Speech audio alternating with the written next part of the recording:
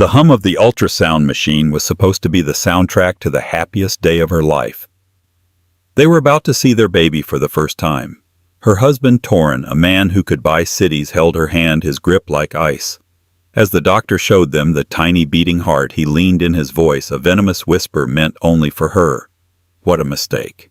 He thought his secret was safe. He thought his money could bury the truth. But he never counted on the doctor in that room, a woman who saw more than just a picture on a screen. She saw his lie, and she was about to reveal a shocking truth that would shatter a gilded world forever. The silence in the Bentley was a familiar character in their marriage. It was a heavy, opulent silence, cushioned by hand-stitched leather and the whisper-quiet engine, but a silence nonetheless. Torin Hawthorne, her husband of 3 years, drove with an unnerving stillness, his eyes fixed on the rain-slicked streets of New York City. His profile, sharp and handsome like a Roman coin, was a mask of serene indifference. To the outside world, he was a titan of industry, the brilliant CEO of Hawthorne Holdings, a man whose Midas touch turned every venture into gold. To Katya, he was becoming a beautiful, unknowable stranger. Their home, a sprawling penthouse on Park Avenue that Torin called the Observatory, for its floor-to-ceiling windows felt less like a home and more like a museum. Every piece of art, every piece of furniture had been chosen by him.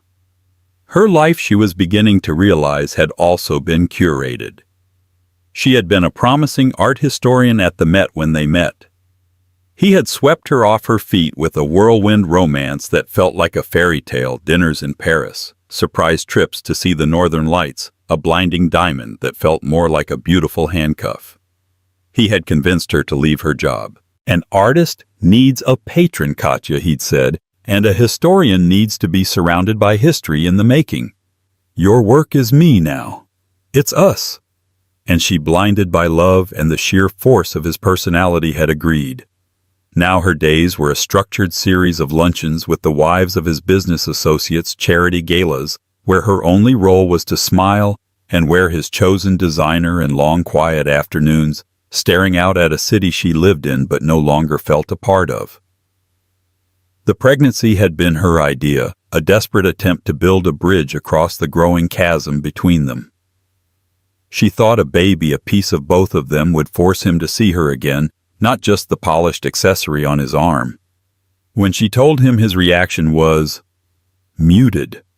A flicker of something unreadable in his cool gray eyes, a tight smile. A Hawthorne air, he'd said the words tasting of legacy and lineage, not love and joy. We'll need to adjust the nursery plans.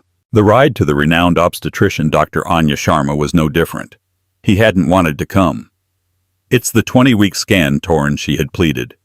We'll find out the gender. It's important. He had sighed, a long-suffering sound. I have the merger with Sterling Thorne, Katya. It's a delicate phase. This is more important than Sterling Thorne. She had said, a rare spark of defiance flashing within her. His jaw had tightened. Fine. I'll move my meeting with Mr. Sterling. But let's be efficient. Now in the sterile, quiet room, the scent of antiseptic cleaner sharp in the air, that efficiency was all he radiated. He checked his Patek Philippe watch twice while the technician prepped her. Katya lay on the examination table, the paper crinkling beneath her, her stomach bare and covered in a cold, clear gel. Dr. Sharma entered with a warm smile that didn't quite reach her eyes. She was a sharp, observant woman in her late 40s with a reputation for being one of the best. Mr. and Mrs. Hawthorne, ready for the big show. Ready as we'll ever be, Katya said, trying to inject some lightness into the room. Torin simply nodded, his gaze fixed on the large monitor. The technician, a young woman named Chloe, moved the transducer across Katya's belly. A monochrome world swirled into existence on the screen. It was abstract at first, a collection of shadows and light. Then Chloe pointed, and there we are. See that little flicker? That's the heartbeat. Strong and steady. Tears instantly welled in Katya's eyes. A tiny, pulsating light in the darkness. It was real. A life. Her baby. She turned to Torin, her heart overflowing, expecting to see a reflection of her own awe. His face was stone. He wasn't looking at the heartbeat. He was looking at the vague outline of a tiny head, the curve of a minuscule spine. His hand, which had been resting limply on hers, tightened. She thought it was a gesture of shared emotion until he leaned in, his lips brushing her ear. The warmth of his breath was a stark contrast to the icy cruelty of his words. "It's a mistake." The whisper was so low, so venomous, it was like a snake bite. For a heartbeat, she thought she'd misheard. The hum of the machine, the doctor's cheerful commentary, surely she'd imagined it. But then she saw the subtle shift in his jaw, the cold finality in his eyes as he looked away from the screen and stared at a blank spot on the wall. He had said it. He had looked at their child, their miracle, and declared it a mistake. The air rushed out of her lungs. The tears that had been tears of joy turned to ash, burning her cheeks. Her hand went cold in his. The room, which had felt full of life and promise a moment before, was suddenly a tomb. Dr. Sharma and Chloe were oblivious, their professional chatter filling the void. "Everything looks perfect, Katya. Limbs are all there. Measurements are right on track. Do you want to know the gender?" Her voice was a strangled whisper. I don't know." Torin released her hand and stood up, smoothing his bespoke suit jacket. "I have to take a call. The Sterling-Thorne merger won't wait." He looked at Dr. Sharma, a mask of polite apology firmly in place. "Doctor, please send the bill to my office. Katya, my driver, Thomas, will take you home." He didn't look at her. He didn't look at the screen again. He just walked out, leaving her half-naked on a paper-lined table with the ghost of his words echoing in the silent spaces of her heart. A mistake. Her baby. Their baby. A mistake. Dr. Sharma's cheerful demeanor had vanished. She looked from the empty doorway back to Katya's tear-streaked face. She turned to Chloe. "Chloe, could you give Mrs. Hawthorne some privacy to get dressed? And please hold all my calls for the next 15 minutes." Once Chloe had left Dr. Chasur, Sharma pulled a stool over her expression, a mixture of professional concern and something deeper. Something intensely human. She saw the devastation. She had to have seen Torin's chilling detachment. "Katya," she said softly, her voice a lifeline. Deep breaths. "Can you tell me what happened just now?" Katya shook her head, a sob catching in her throat. He said. She couldn't repeat it. Saying it out loud would make it irrevocably real. Dr. Sharma didn't press. She simply placed a comforting hand on Katya's arm. Torin's reaction was unusual, especially for a first-time father. Her eyes, sharp and intelligent, held Katya's. "I have been a patient of the Hawthorne family's preferred hospital network for years. Torin's medical file is extensive. I took the liberty of reviewing it before this appointment as a matter of due diligence." Katya frowned, confused. "His medical file? Why, doctor?" Sharma hesitated, as if weighing her next words on a scale of professional ethics versus human decency. There was a notation from his primary care physician, a Dr. Alistair Finch, to cross-reference his records with any spousal maternity care. It was an odd flag, so I looked into it. She took a deep breath. "Katya, what I'm about to tell you is a serious breach of patient confidentiality. But given what I just witnessed, I believe it is a matter of your safety and well-being." A cold dread, far colder than the ultrasound gel, seeped into Katya's bones. "What is it? Torin had a severe case of mumps as a teenager?" She began, her voice low and steady. It was complicated by a condition called orchitis, inflammation of the testicles. The medical terms meant little to Katya. She was still stuck on the word mistake. The inflammation caused significant irreparable damage. Dr. Sharma continued, her gaze unwavering. "We ran a series of tests on him afterward. I have the records here. Katya, Torin Hawthorne is and has been since he was 16 years old completely and irreversibly sterile. His condition is called azoospermia. There is a 0% chance that he can conceive a child naturally. The room began to spin. The black and white image of her baby on the screen seemed to mock her. 0% chance. Sterile. Irreversible. What are you saying? She stammered, her mind refusing to connect the dots. Dr. Sharma's voice was gentle, but her words were devastatingly clear. I'm saying, Katya, that Torin knows he cannot be the father of your baby. The pieces clicked into place with the force of a gunshot. His muted reaction to the pregnancy, his distance, his controlling nature, and the whisper. It's a mistake. The mistake wasn't the baby. The mistake wasn't the pregnancy. The mistake was that she had gotten pregnant at all, because he knew with absolute scientific certainty that he wasn't the father. He hadn't been accusing the baby of being a mistake. He had been accusing her. The drive home from Dr. Sharma's office was a blur. Thomas Torin's stoic driver navigated through the city traffic with his usual silent competence, occasionally glancing at Katya in the rearview mirror, his brow furrowed with what might have been concern. She sat numbly in the back of the Bentley, the plush leather feeling like a cage. Her hand rested protectively on her belly, a gesture that was now fraught with a terrifying new meaning. Dr. Sharma's words echoed in her mind, a relentless, deafening drumbeat. Sterile. Irreversible. 0% chance. The doctor had been kind. She had given Katya a glass of water, a box of tissues, and the space to let the initial shock wash over her. She had also given her a warning. A man like Torin Hawthorne, with his resources and his pride. He will not take this revelation lightly, Katya. He is not a man who likes his narrative to be challenged. Be careful. She had printed a copy of the diagnostic report from Torin's file, a document dated over a decade ago, signed by a Dr. Alistair Finch, detailing the diagnosis of azoospermia. Proof is your only power now, she'd said, sliding it into a plain manila envelope. Guard this with your life. Back in the sterile perfection of the observatory, Katya walked through the cavernous living room like a ghost. The Warhol prints on the wall seemed to scream in silent mockery.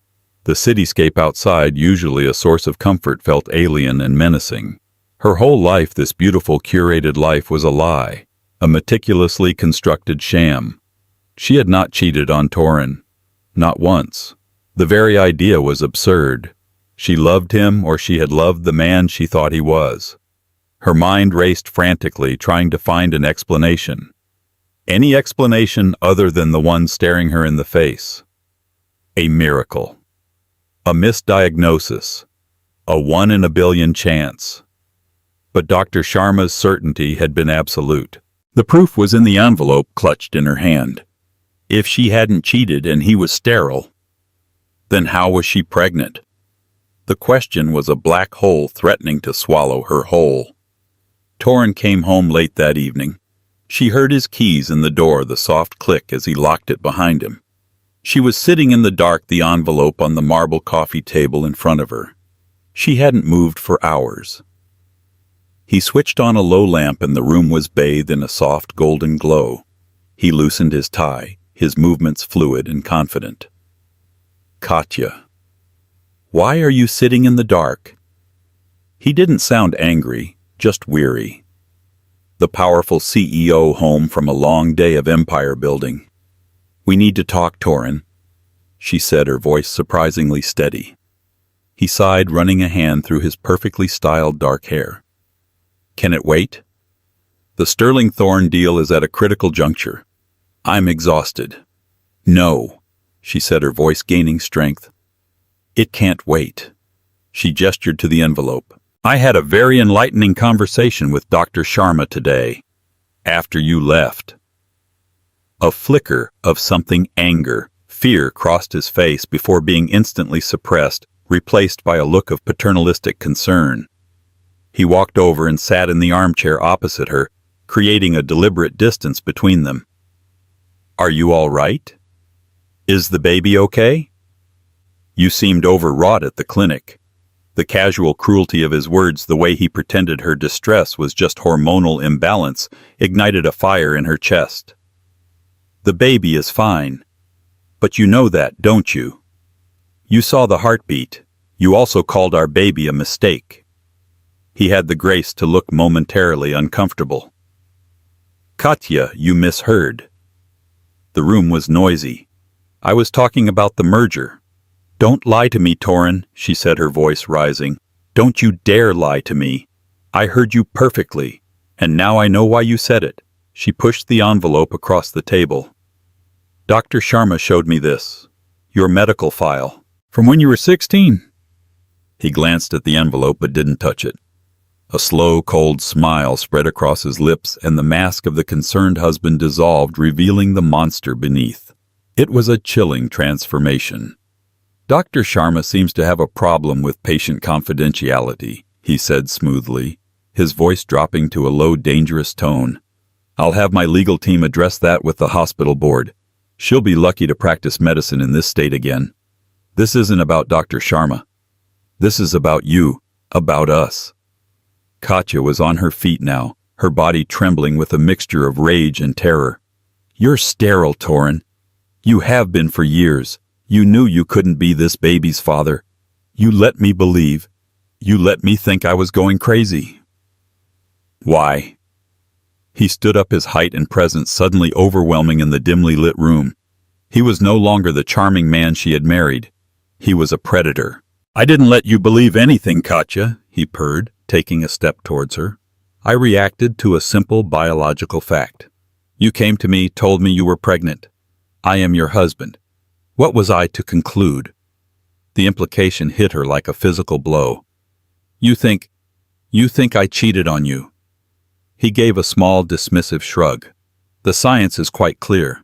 I cannot have children. You are having a child. The conclusion is elementary, my dear. I was willing for the sake of appearances to overlook your indiscretion, to raise the child as my own, to give it the Hawthorne name, the Hawthorne legacy. All I asked for was your discretion. But you couldn't even manage that. You had to create this drama. It was gaslighting of the highest order. So complete, so audacious that for a moment she almost questioned her own reality. He was twisting her fidelity into a betrayal, her joy into a scandal. He was painting himself as the magnanimous, cuckolded husband willing to forgive her transgression for the sake of his name. The mistake he'd referred to wasn't just her pregnancy. It was her failure to keep the secret of her affair. I never cheated on you, she whispered, horrified. I would never. Then how do you explain it? He shot back, his voice like a whip. A divine, immaculate conception. Did an angel visit you while I was closing the deal in Tokyo? Tears streamed down her face, hot and furious. I don't know. That's what I'm asking you, but I know I was faithful to you. He laughed, a short, ugly sound devoid of humor. Fidelity, a quaint concept. It doesn't matter anymore. You've made it matter. By bringing this out into the open, you've forced my hand. He walked to the bar and poured himself a whiskey, his back to her. You will carry this child. When it is born, you will sign over all parental rights to me. I will have a non-disclosure agreement drawn up, a very generous one. You will be well compensated for your services. Then you will disappear. You will move to Europe or California, I don't care. You will never contact me or the child again. Katya stared at him aghast. You want to buy my baby? You want me to give you my child and just leave? It's not your child, he said, turning to face her, his eyes like chips of ice. Genetically, it is half yours. But it will be a Hawthorne. It will be raised as my heir.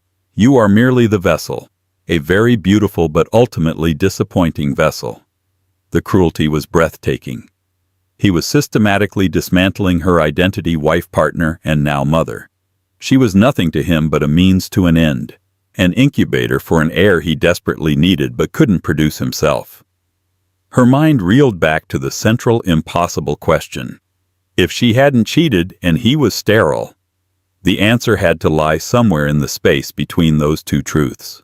And Torin, in his arrogance, had just given her a clue. He wasn't surprised by the pregnancy. He was angry it had become complicated. He had a plan already in place. This wasn't a shock to him. This was an inconvenience. Her fear began to morph into something else. A cold, hard resolve. He was a liar. He was a manipulator. And he had underestimated her. No, she said the word tasting of newfound power. He raised an eyebrow. No, no. I will not give you my child. I will not disappear. And I will find out the truth. For the first time since she'd met him, Torrin Hawthorne looked genuinely surprised. He studied her for a long moment, a predator reassessing its prey. Then he smiled again, that same chilling, empty smile. You have nothing, Katya, he said softly. You signed a prenuptial agreement that leaves you with exactly what you came with, which was nothing. You have no job. Your friends are my friends. Your family is... Where exactly? That brother you never speak to. You live in my home. You eat my food. You wear my clothes. You are nothing without me. Do not make the mistake of thinking you can fight me. It's a battle you will lose. Miserably. He finished his whiskey and placed the glass down with a decisive click. The offer stands until the day you give birth. Think carefully about your next move, because I will be thinking about mine. He walked out of the room, leaving her alone in the silence. But this time the silence was different. It was no longer empty. It was filled with the clarion call of war. He was right about one thing. She had a brother. A brother she hadn't spoken to in years because he'd seen the monster in Torrin long before she had. Her hands were shaking as she pulled out her phone.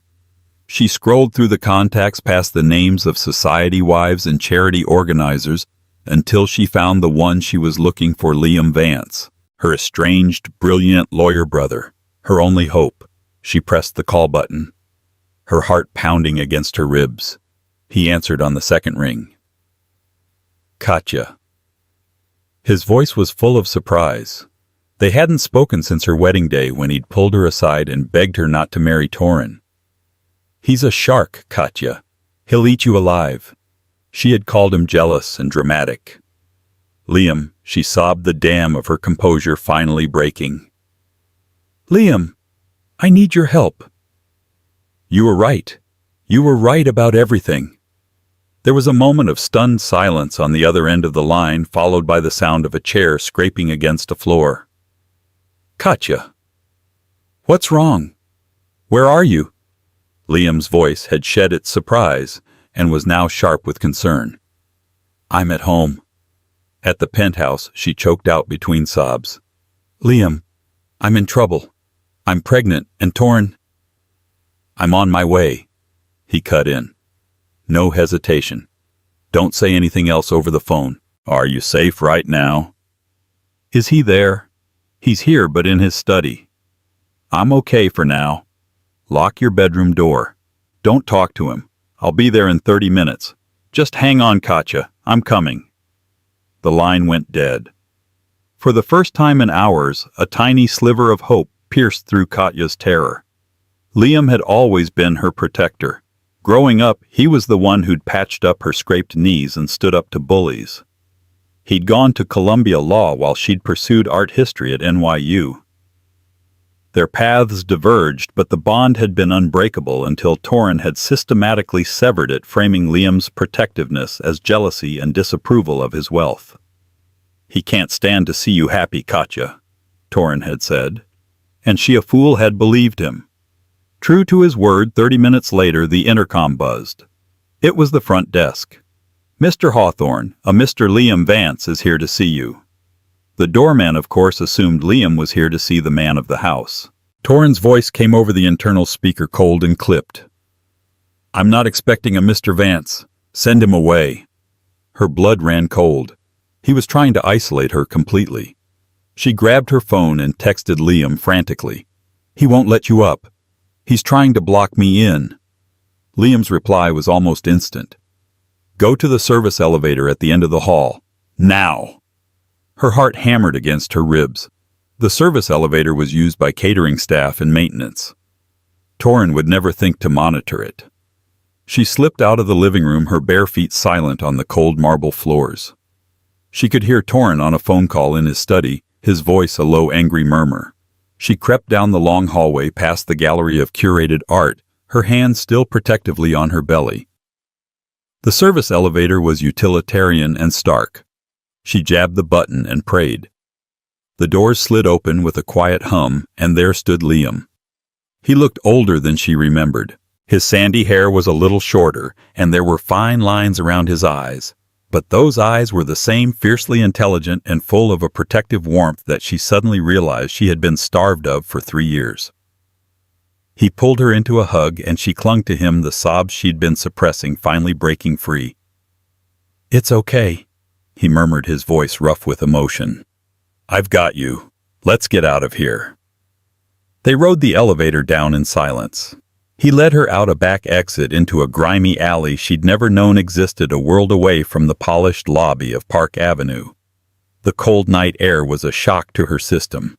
He hailed a yellow cab, and soon they were speeding away, the glittering lights of her prison shrinking in the distance. Liam's apartment in Greenwich Village was the complete antithesis of her penthouse. It was cluttered with books, legal pads, and a friendly-looking ficus tree. It smelled of coffee and old paper. It felt real. He sat her down on a worn leather sofa, wrapped a blanket around her shoulders, and made her a cup of tea. As she sipped the hot, sweet liquid, the story came tumbling out. She told him everything. The ultrasound, Torin's whisper, Dr. Sharma's revelation, the medical report which she'd had the presence of mind to shove into her purse, the horrifying confrontation, the gaslighting, Torin's ultimatum to take her baby and disappear. Liam listened without interruption, his expression growing darker with every word. He took the medical report and read it carefully, his lawyerly gaze missing nothing. When she was finished, a heavy silence filled the room. "That son of a bitch," he said, his voice a low growl. "I knew he was a controlling bastard, but this is sociopathic."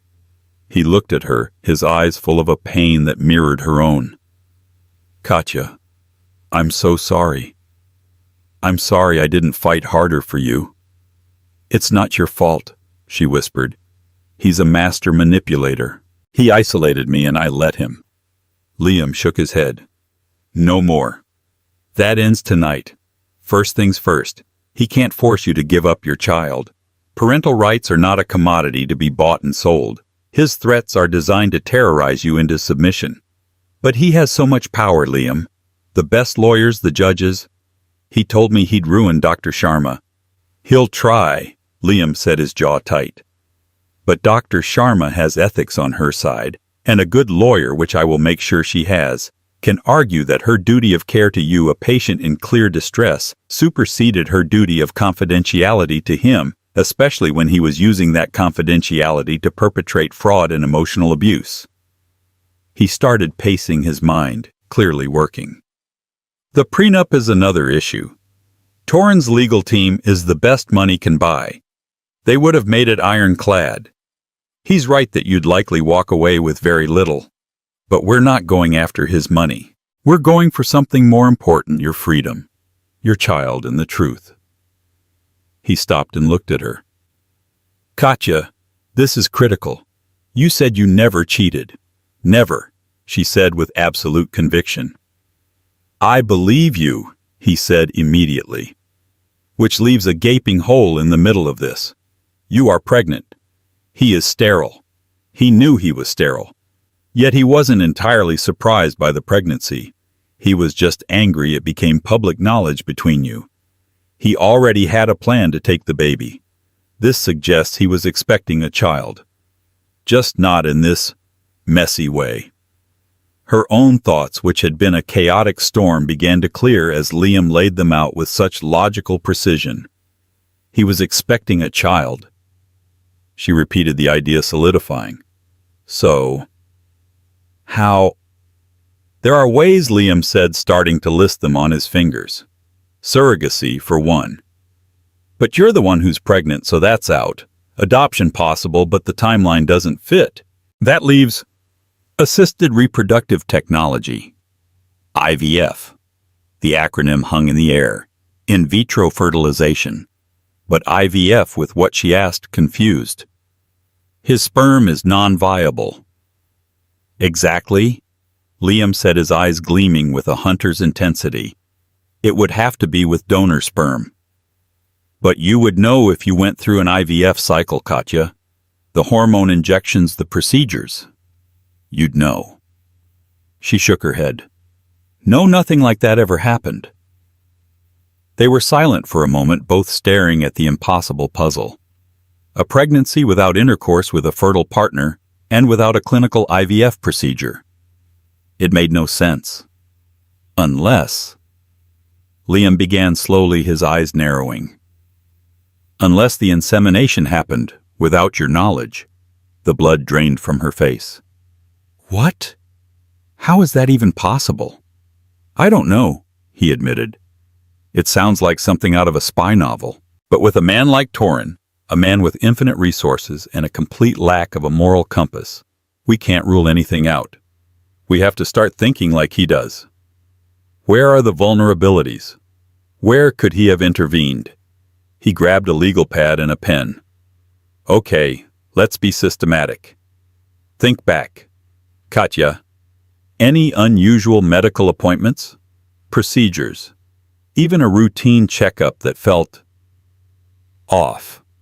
Any new vitamins or medications he insisted you take? She racked her brain, replaying the last 9 months in her head. Torin was obsessed with their health, but she had always seen it as part of his controlling nature. He'd switched her gynecologist about a year ago to a private clinic. He'd vetted a place called the Westwood Wellness Clinic, run by a Dr. Lena Hansen. It was exclusive, expensive, and catered to the city's elite. She'd had her annual checkup there. There was my annual pap smear at the Westwood Clinic, she said slowly. About 9 months ago. It was routine. Dr. Hansen was very professional, very slick. Anything else? Torin started me on a new regimen of prenatal vitamins about a month before that, she recalled. He had them specially formulated by a compounding pharmacy in Switzerland. He said they were the purest, most effective ones available.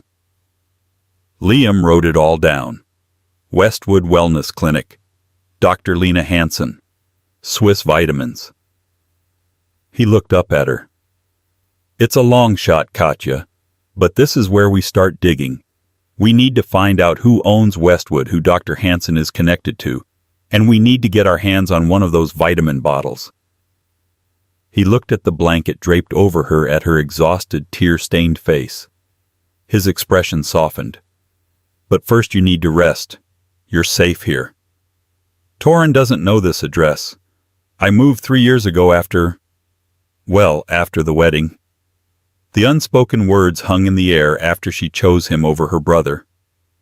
Tomorrow, Liam said, his voice firm with resolve, we start fighting back, and our first objective is a strategic retreat. You can't go back to the penthouse. We need to get your essential belongings, your passport, your personal documents, anything of sentimental value. We have to do it fast before he realizes you've bolted and locks everything down. The thought of going back into that gilded cage even for a moment filled her with dread. But Liam was right. She couldn't let Torin erase every trace of her existence. He'll be at his office all morning, she said, her voice barely a whisper. He has a board meeting. He'll be gone from 8 a.m. to at least noon. Liam nodded. Okay, we have a 4-hour window. We go in, we get your things, and we get out. And then we disappear while I start digging into Mr. Torin Hawthorne's beautifully curated world. I have a feeling we're about to find some very ugly secrets hidden in the fine print. That night, huddled on Liam's sofa, Katya finally slept. It was a restless sleep, punctuated by nightmares of cold whispers and icy smiles. But for the first time in a long time, she wasn't alone in the dark. She had an ally, and they had a plan. The great Torin Hawthorne had made a critical error. He had pushed her so far that she had nothing left to lose, and in doing so, he had transformed his polished, docile wife into an adversary. He had no idea the war he had just started. The next morning, the city was shrouded in a gray, determined drizzle that matched Katya's mood. Liam had already been up for hours, a pot of strong coffee brewing, his laptop open on the dining table, which was now command central. I did a preliminary search on the Westwood Wellness Clinic, he said, handing her a mug. It's a private entity owned by a holding company called Ethelred Capital. Very opaque. But I found something interesting. The listed agent for Ethelred is a law firm, Sloan, Finch & Associates. The name hit her like a jolt. Finch. The doctor who signed Torrens' sterility report was Dr. Alistair Finch. Exactly, Liam said, his eyes glinting. It could be a coincidence, but in this world, I don't believe in them. It seems Dr. Finch didn't just diagnose Torren. He may have stayed in the family's orbit, or at least his firm did. The connection was chilling. The doctor who knew Torren's most profound secret was linked to the clinic where she had her last checkup before the pregnancy. It felt like a deliberate, carefully woven web. "We have to go," she said, her resolve hardening. "The clock is ticking." Liam had arranged for a discreet car service, not a yellow cab. "Torren will have eyes," he'd said. "Assume we're being watched." The journey back to Park Avenue was fraught with a new kind of terror. This wasn't her home anymore. It was enemy territory. She was a spy on a mission. As planned, Torren's Bentley was gone from the private garage. They used the service elevator again. Liam carried 2 large empty duffel bags. "Essentials only, Katya," he cautioned as they stepped into the silent, opulent foyer. "Documents, sentimental items, clothes you can't live without. Nothing he can track. Leave the jewelry he bought you. It's just another set of chains." The penthouse was eerily quiet. It was as if the argument from the night before had been sucked into the expensive upholstery, leaving behind a charged, toxic residue. While Liam stood watch at the door, Katya flew into action. She went straight to their bedroom, a vast space of cool grays and chrome that had always felt more like a hotel suite than a sanctuary. She grabbed her passport, her birth certificate, and a small box of old family photos from her bedside table. She packed jeans, sweaters, and sensible shoes, the clothes of the woman she used to be before Torren had dressed her up like a doll. She left the designer gowns and jewel-encrusted heels hanging in the closet like the shed skin of a former life. Then her eyes fell on the ensuite bathroom. On the marble countertop sat a sleek silver bottle. "Vie éternelle prenatal formula," the elegant script read. "Torren's specially compounded Swiss vitamins." Her heart pounded. She grabbed the bottle along with a sealed, unopened one from the medicine cabinet. This could be the proof they needed. Her final stop was Torren's study. It was a place she rarely entered, his sanctum sanctorum. The room was dark paneled in mahogany and smelled of leather and his expensive cologne. It was the heart of his empire and his secrets. "Katya, we need to go," Liam whispered from the doorway. "Just 1 minute," she said, her instincts screaming at her. She went behind his massive desk. She didn't know what she was looking for. His computer was password protected. But in his top desk drawer beneath a stack of neatly organized papers was a slim leather-bound folio. It wasn't a company document. It looked private. Her fingers trembled as she opened it. The first page was a contract, a service agreement between Torren Hawthorne and a company she'd never heard of, the Genesis Clinic. Her eyes scanned the legalese until they landed on a phrase that made the air freeze in her lungs. For services rendered in the procurement and cryopreservation of donor gametes. Donor gametes. Sperm. She flipped the page. It was a profile. A donor profile. Donor 734. It listed his physical characteristics: height, hair color, eye color, all remarkably similar to Torren's. It listed his academic achievements and a clean bill of health. But the name was redacted, blacked out with a thick marker. Then she saw the payment schedule, a series of large wire transfers from a private account of Torren's to the Genesis Clinic. And below that, a second set of payments. A monthly retainer paid to a woman, Serafina Dubois. The memo line for each payment was the same consulting fee. Who was Serafina Dubois? A consultant for what? And why was Torren paying a fertility clinic for donor sperm when he was supposedly trying to have a baby with his wife, Katya? Now Liam's voice was urgent. She snapped a picture of every page with her phone. her hands shaking so badly the first few were blurry. She shoved the folio back in the drawer and ran out of the study, her heart threatening to beat its way out of her chest. As they were about to leave, the main elevator dinged. Her blood turned to ice. It couldn't be Torin. He was at his board meeting. The elevator doors slid open and a woman stepped out. She was in her late 60s, impeccably dressed in a Chanel suit, her silver hair styled in a flawless chignon. Her face was a mask of aristocratic disdain. It was Jessamine Hawthorne, Torin's mother. She surveyed the scene, Katja clutching a purse, Liam holding 2 duffel bags, and her thin lips curled into a semblance of a smile. It didn't reach her cold, calculating eyes. "Well, well," she said, her voice as crisp and brittle as old money. "Leaving so soon, Katja? And with your brother, the little radical?" I see Torin's assessment of the situation was, as always, astute. Liam stepped in front of Katja protectively. "Mrs. Hawthorne, we're leaving." Jessamine's gaze swept over him dismissively before landing back on Katja. "Are you foolish little girl. Did you really think you could just walk away? Did you think my family would allow a complication like you to disrupt everything?" "This has nothing to do with you, Jessamine," Katja said, finding her voice. "Oh, but it has everything to do with me," she replied, taking a step closer.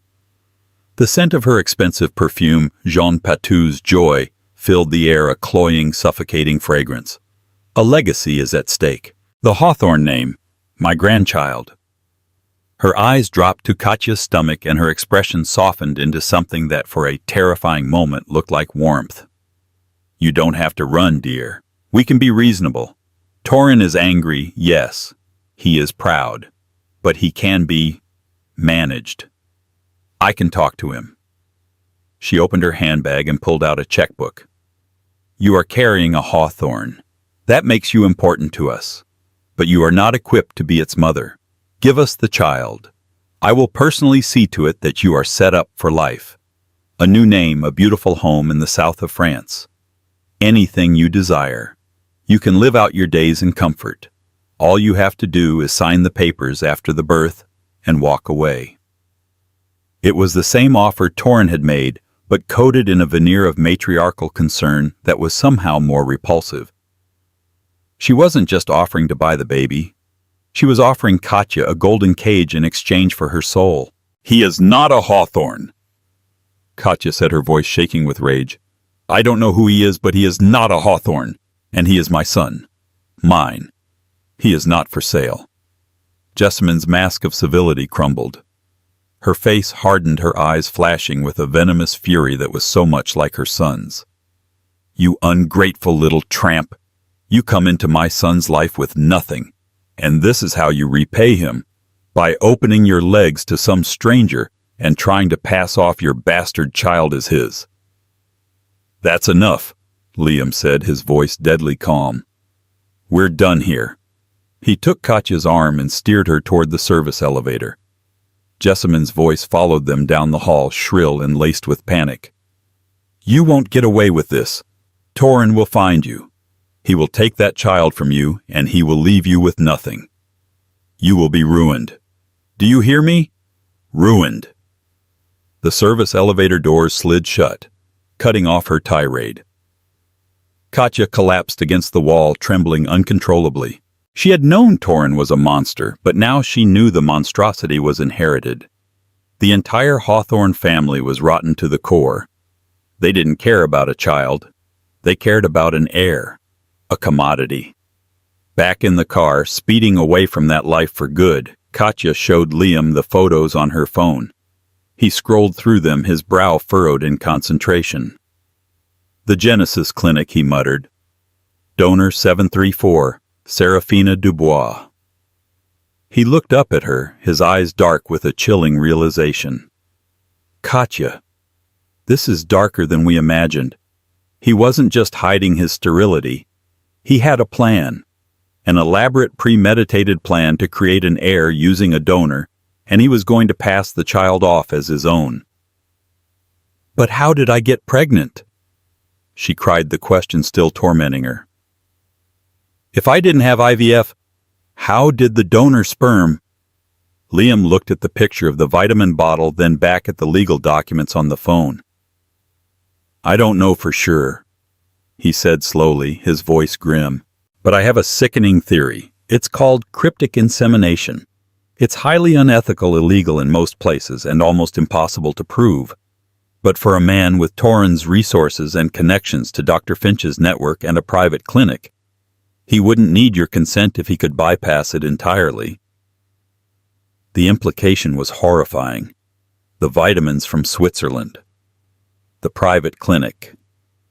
Dr. Hansen. Had her routine checkup been anything but? Had she been inseminated like livestock without her knowledge or consent? It was a violation so profound she couldn't wrap her mind around it.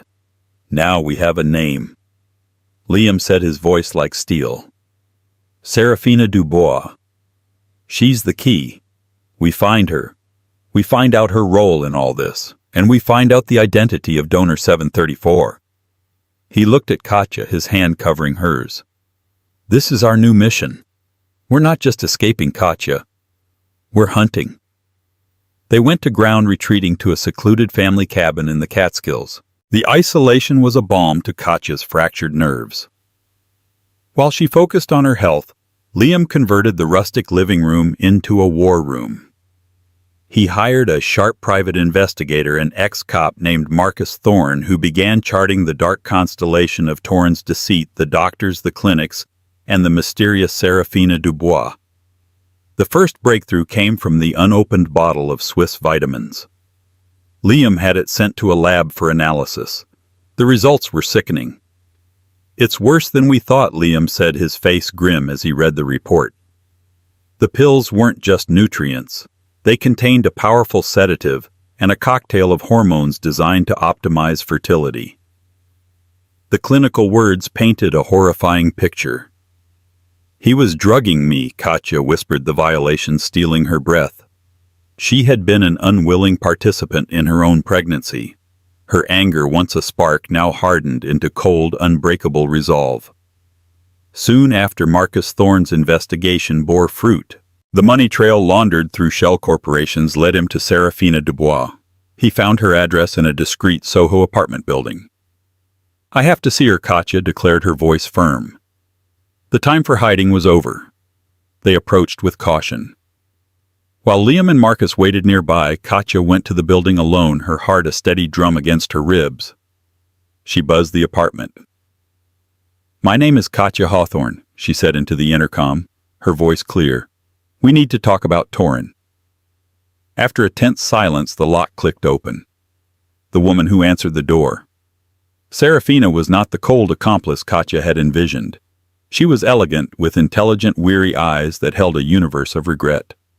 "Mrs. Hawthorne," she said softly, "I knew this day would come. Please come in."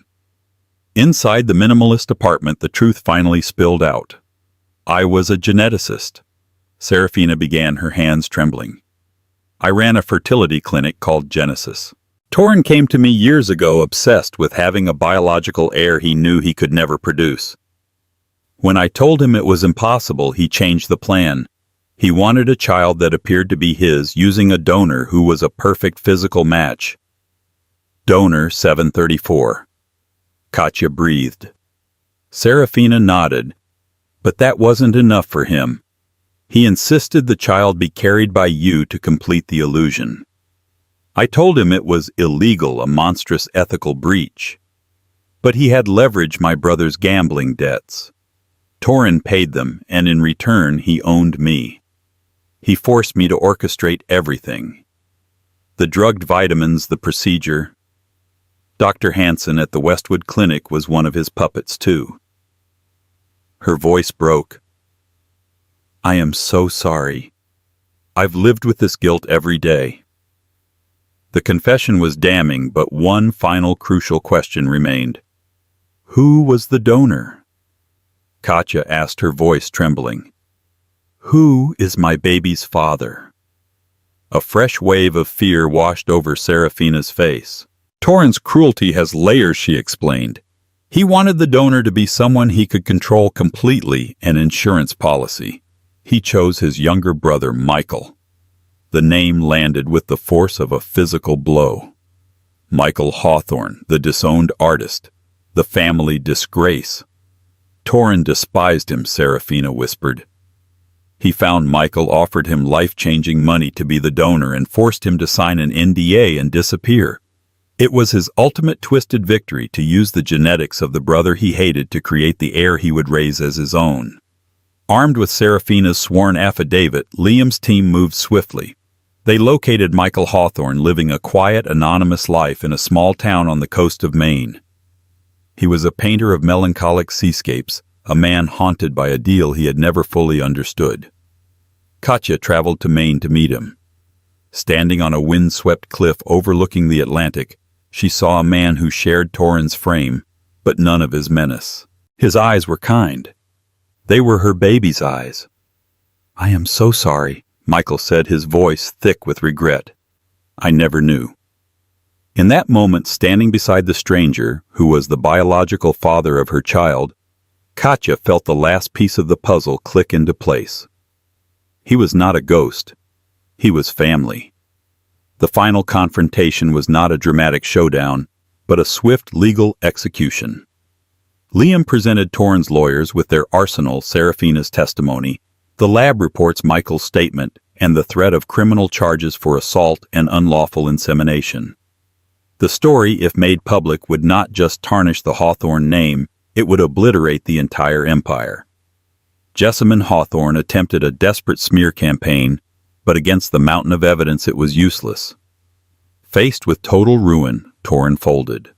The divorce was quiet and absolute. The fraudulent prenup was voided, and Katja accepted a settlement that would ensure her child's security. She refused to take a penny more of his blood money. Torrin relinquished all paternal rights in exchange for their silence on Michael's identity, a final pathetic attempt to control a narrative he had already lost. Katja walked away from the marriage with her freedom, her dignity, and the precious life inside her. 2 months later, she gave birth to a beautiful, healthy boy. She named him Liam after the brother who had saved her, and gave him the last name Vance. He had his Uncle Michael's kind eyes and his mother's resilient spirit. Michael became a quiet, loving presence in their lives, his art slowly filling with a light that had long been absent. Katja never saw Torrin or Jessamine again. The last she heard, Hawthorne Holdings was in turmoil, and Torrin had become a recluse in his golden penthouse, a king ruling an empire of shadows. He had his legacy, but he was utterly alone, having lost the future he tried so desperately to steal. Katja, however, had found hers. It wasn't a life of opulence, but it was real, and it was free. Katja's journey started with a shocking betrayal in the cold, sterile light of an ultrasound room, and ended with her reclaiming her strength, her identity, and her future. She escaped a gilded cage, exposed a web of lies that ran deeper than she could ever have imagined, and fought for the most precious thing in her life, her child. Her story is a powerful testament to resilience, the unbreakable bond of family, and the fact that truth is a power that even a millionaire's money cannot suppress. What would you have done in Katja's position? Let us know in the comments below.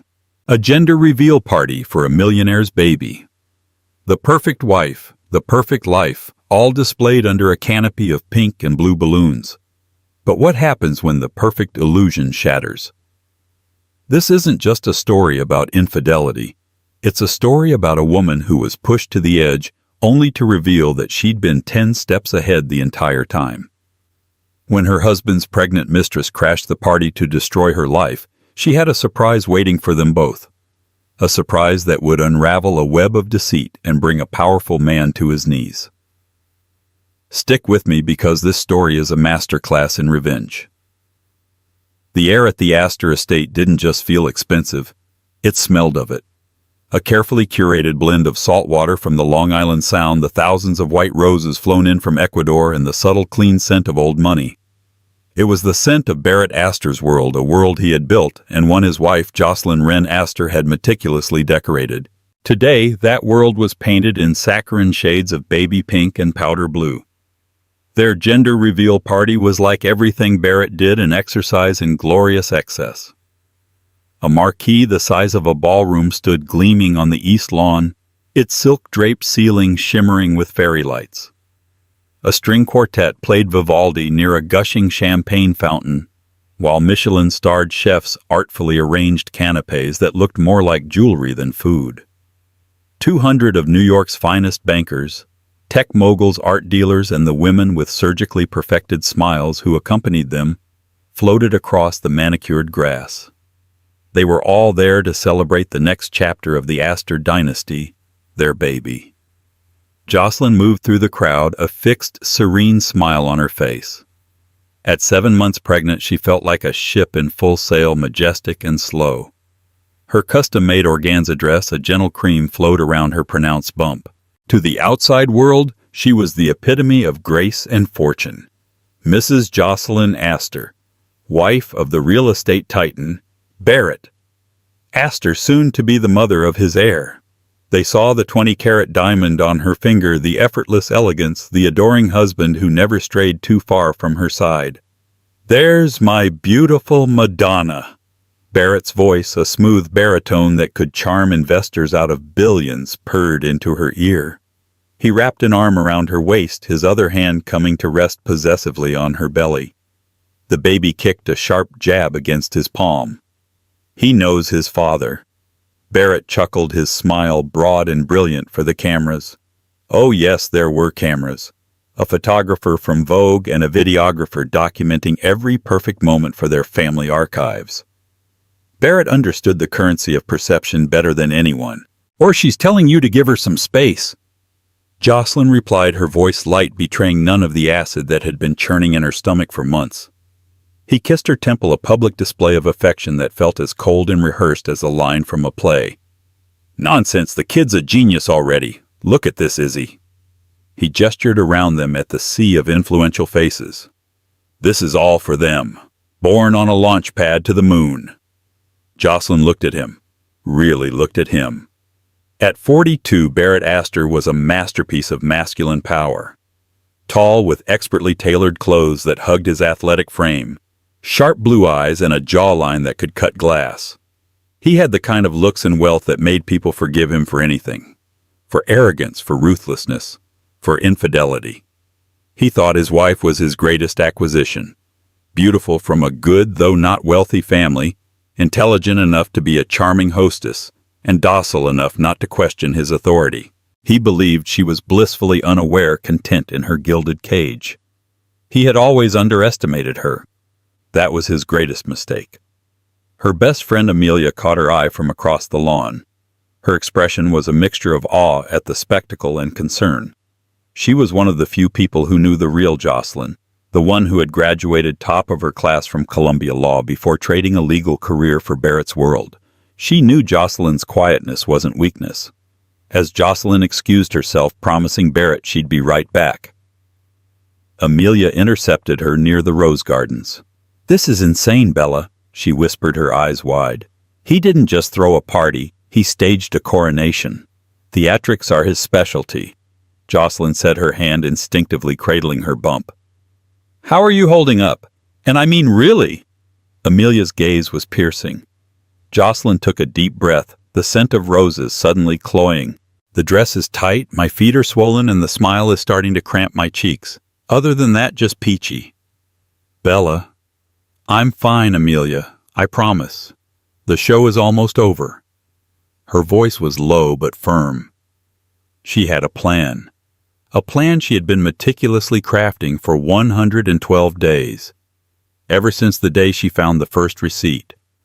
Not for a necklace or a secret trip, but for a recurring rent payment on a West Village apartment she'd never seen.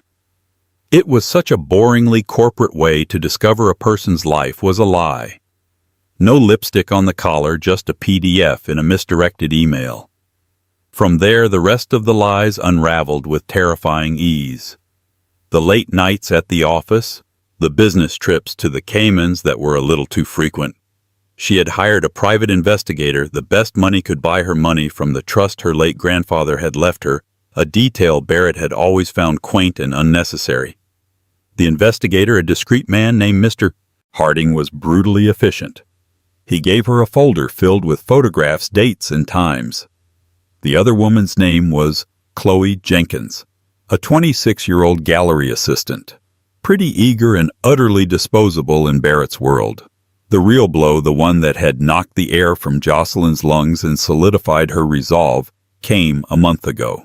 Mr. Harding's final report.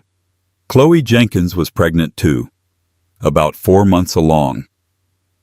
In that moment, staring at a grainy photo of Chloe leaving an OB/GYN clinic, her own baby fluttering inside her, Jocelyn didn't shatter. A strange glacial calm settled over her. Barrett hadn't just betrayed their vows. He had tried to invalidate her entire existence, their child's future. He was building a shadow family, a backup dynasty. The sheer breathtaking arrogance of it was what sealed his fate. He wasn't just going to lose his wife. He was going to lose everything.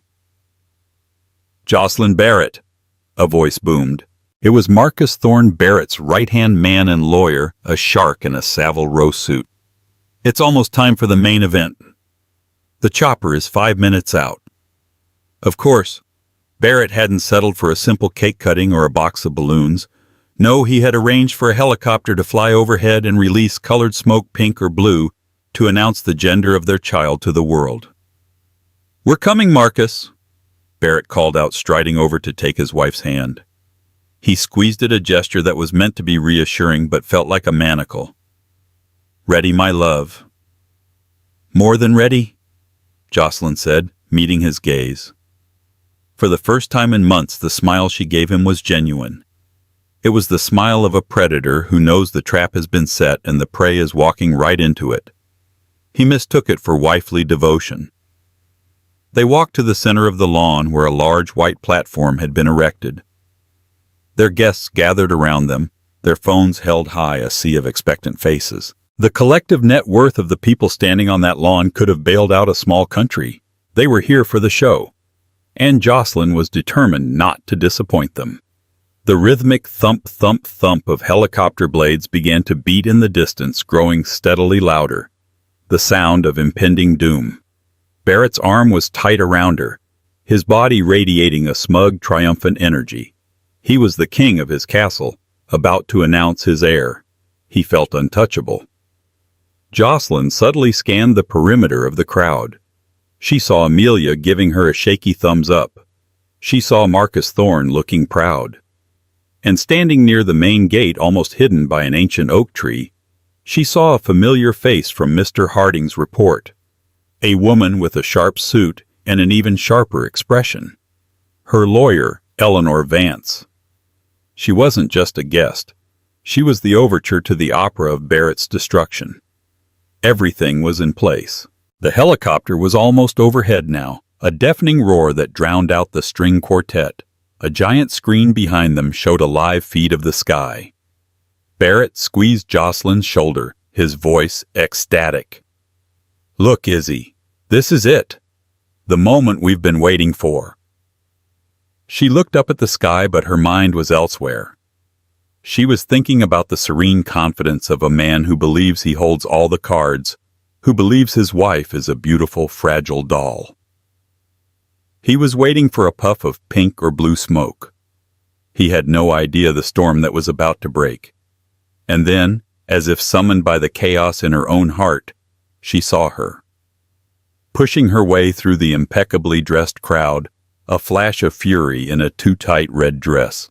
She was younger than Jocelyn, blonde, and her face was a mask of desperate resolve. She wasn't pregnant enough for it to be obvious to a stranger. But Jocelyn, who had studied her photographs like a general studying battle plans, could see the slight telltale curve of her belly. Chloe Jenkins had arrived, uninvited, and the first act of the play was about to begin. Jocelyn felt a thrill, cold and sharp, cut through her. Barrett followed her gaze, and for the first time that day his perfect smile faltered. His face went pale, a stark contrast to his sun-kissed tan. The show was about to get so much better. The world seemed to slow down, the deafening roar of the helicopter blades fading into a dull, distant pulse in Jocelyn's ears. All she could see was Chloe Jenkins, a slash of crimson against the pale pastels of the party, moving with the relentless purpose of a heat-seeking missile. The crowd, sensing a disruption in the carefully orchestrated perfection, began to part before her, murmuring and turning like a startled herd. Barrett's hand on Jocelyn's waist went rigid, his fingers digging into her hip. He muttered a curse under his breath so low only she could hear it. What the hell is she doing here? I don't know, Barrett, Jocelyn said, her voice a placid sea in his storm of panic. You tell me. She's your acquaintance, isn't she? His head snapped toward his wife, his blue eyes flashing with a mixture of anger and fear. The mask of the doting husband was gone, replaced by the cornered animal she knew lurked beneath.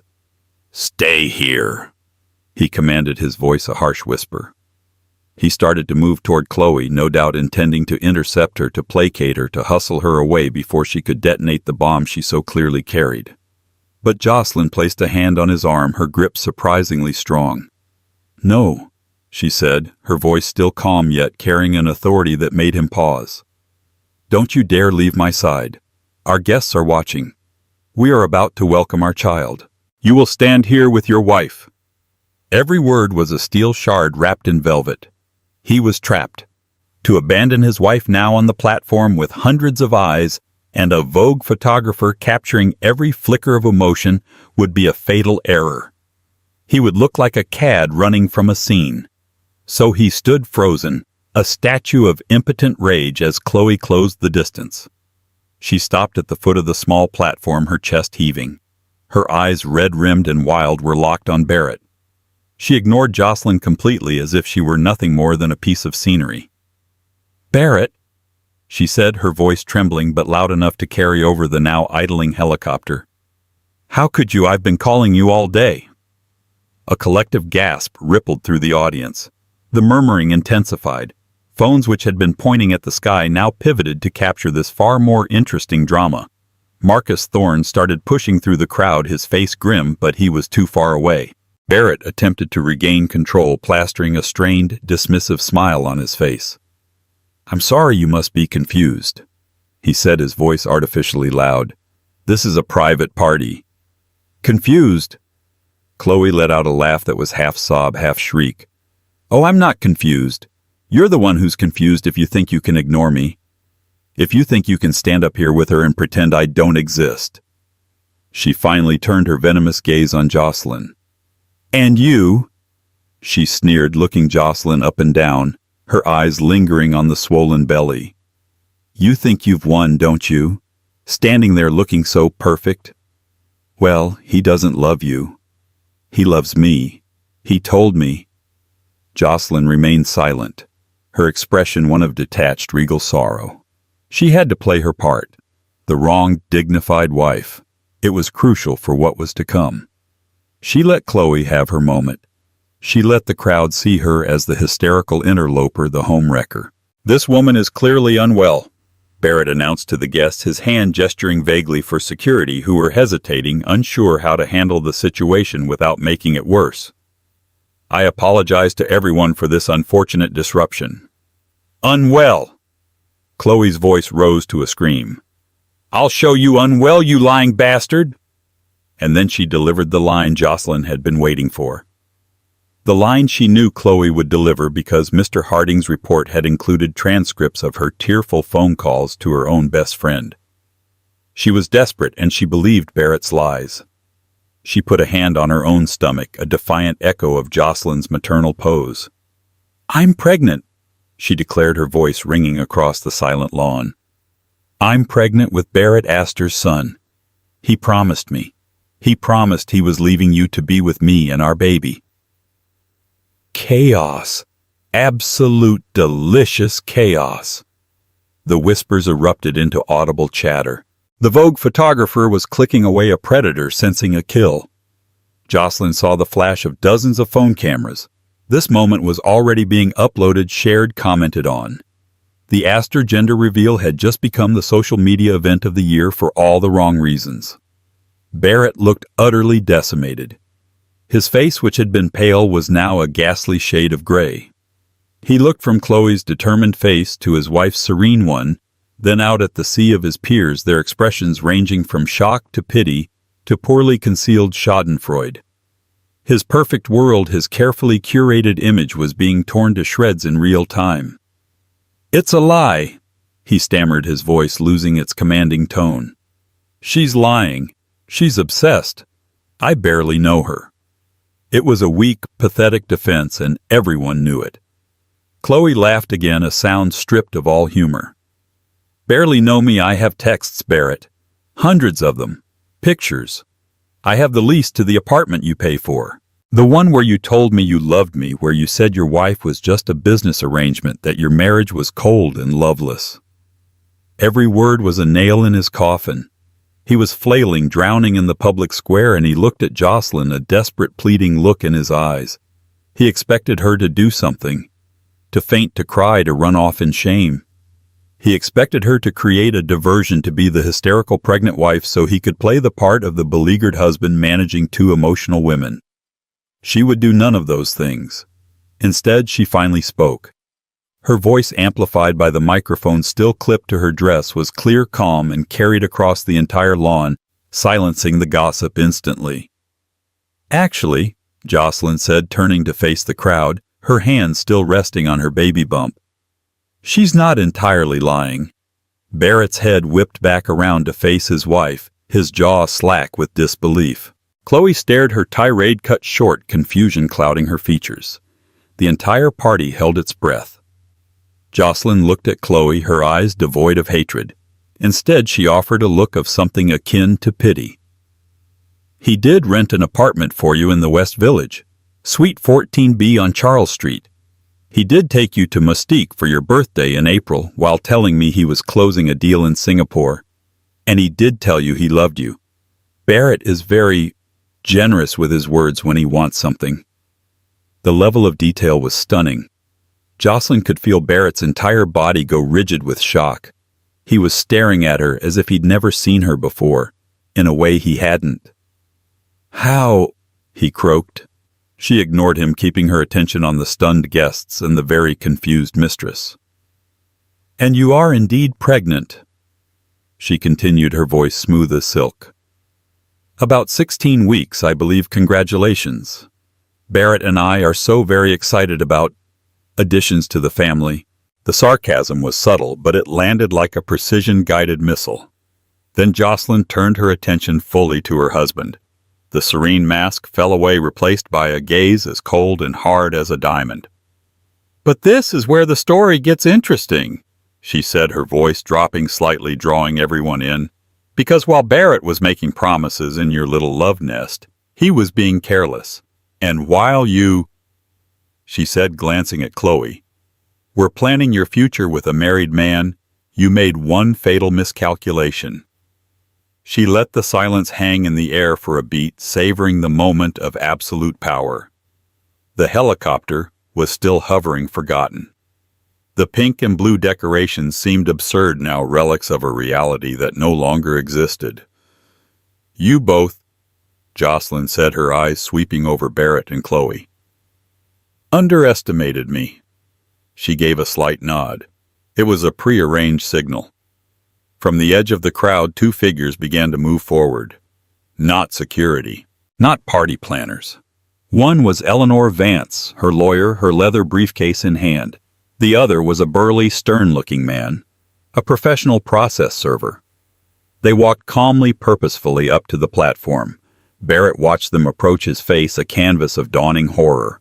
He finally understood. This wasn't an interruption of his wife's party. This was her party. Barrett asked her. Eleanor said, her voice crisp and professional. "This is for you." The process server handed a thick sheaf of documents to Barrett. His hands trembled as he took them. "What is this?" he whispered, though he already knew. Jocelyn smiled, and this time it reached her eyes. It was a smile of victory, of liberation, of glorious, righteous vengeance. "That, my love," she announced, her voice ringing out for all to hear, "is a petition for divorce on the grounds of adultery. It's filed along with a motion to freeze all your personal and corporate assets pending a forensic audit. An audit, by the way, that's already been completed." She turned to Chloe, whose face had gone from triumphant to utterly bewildered.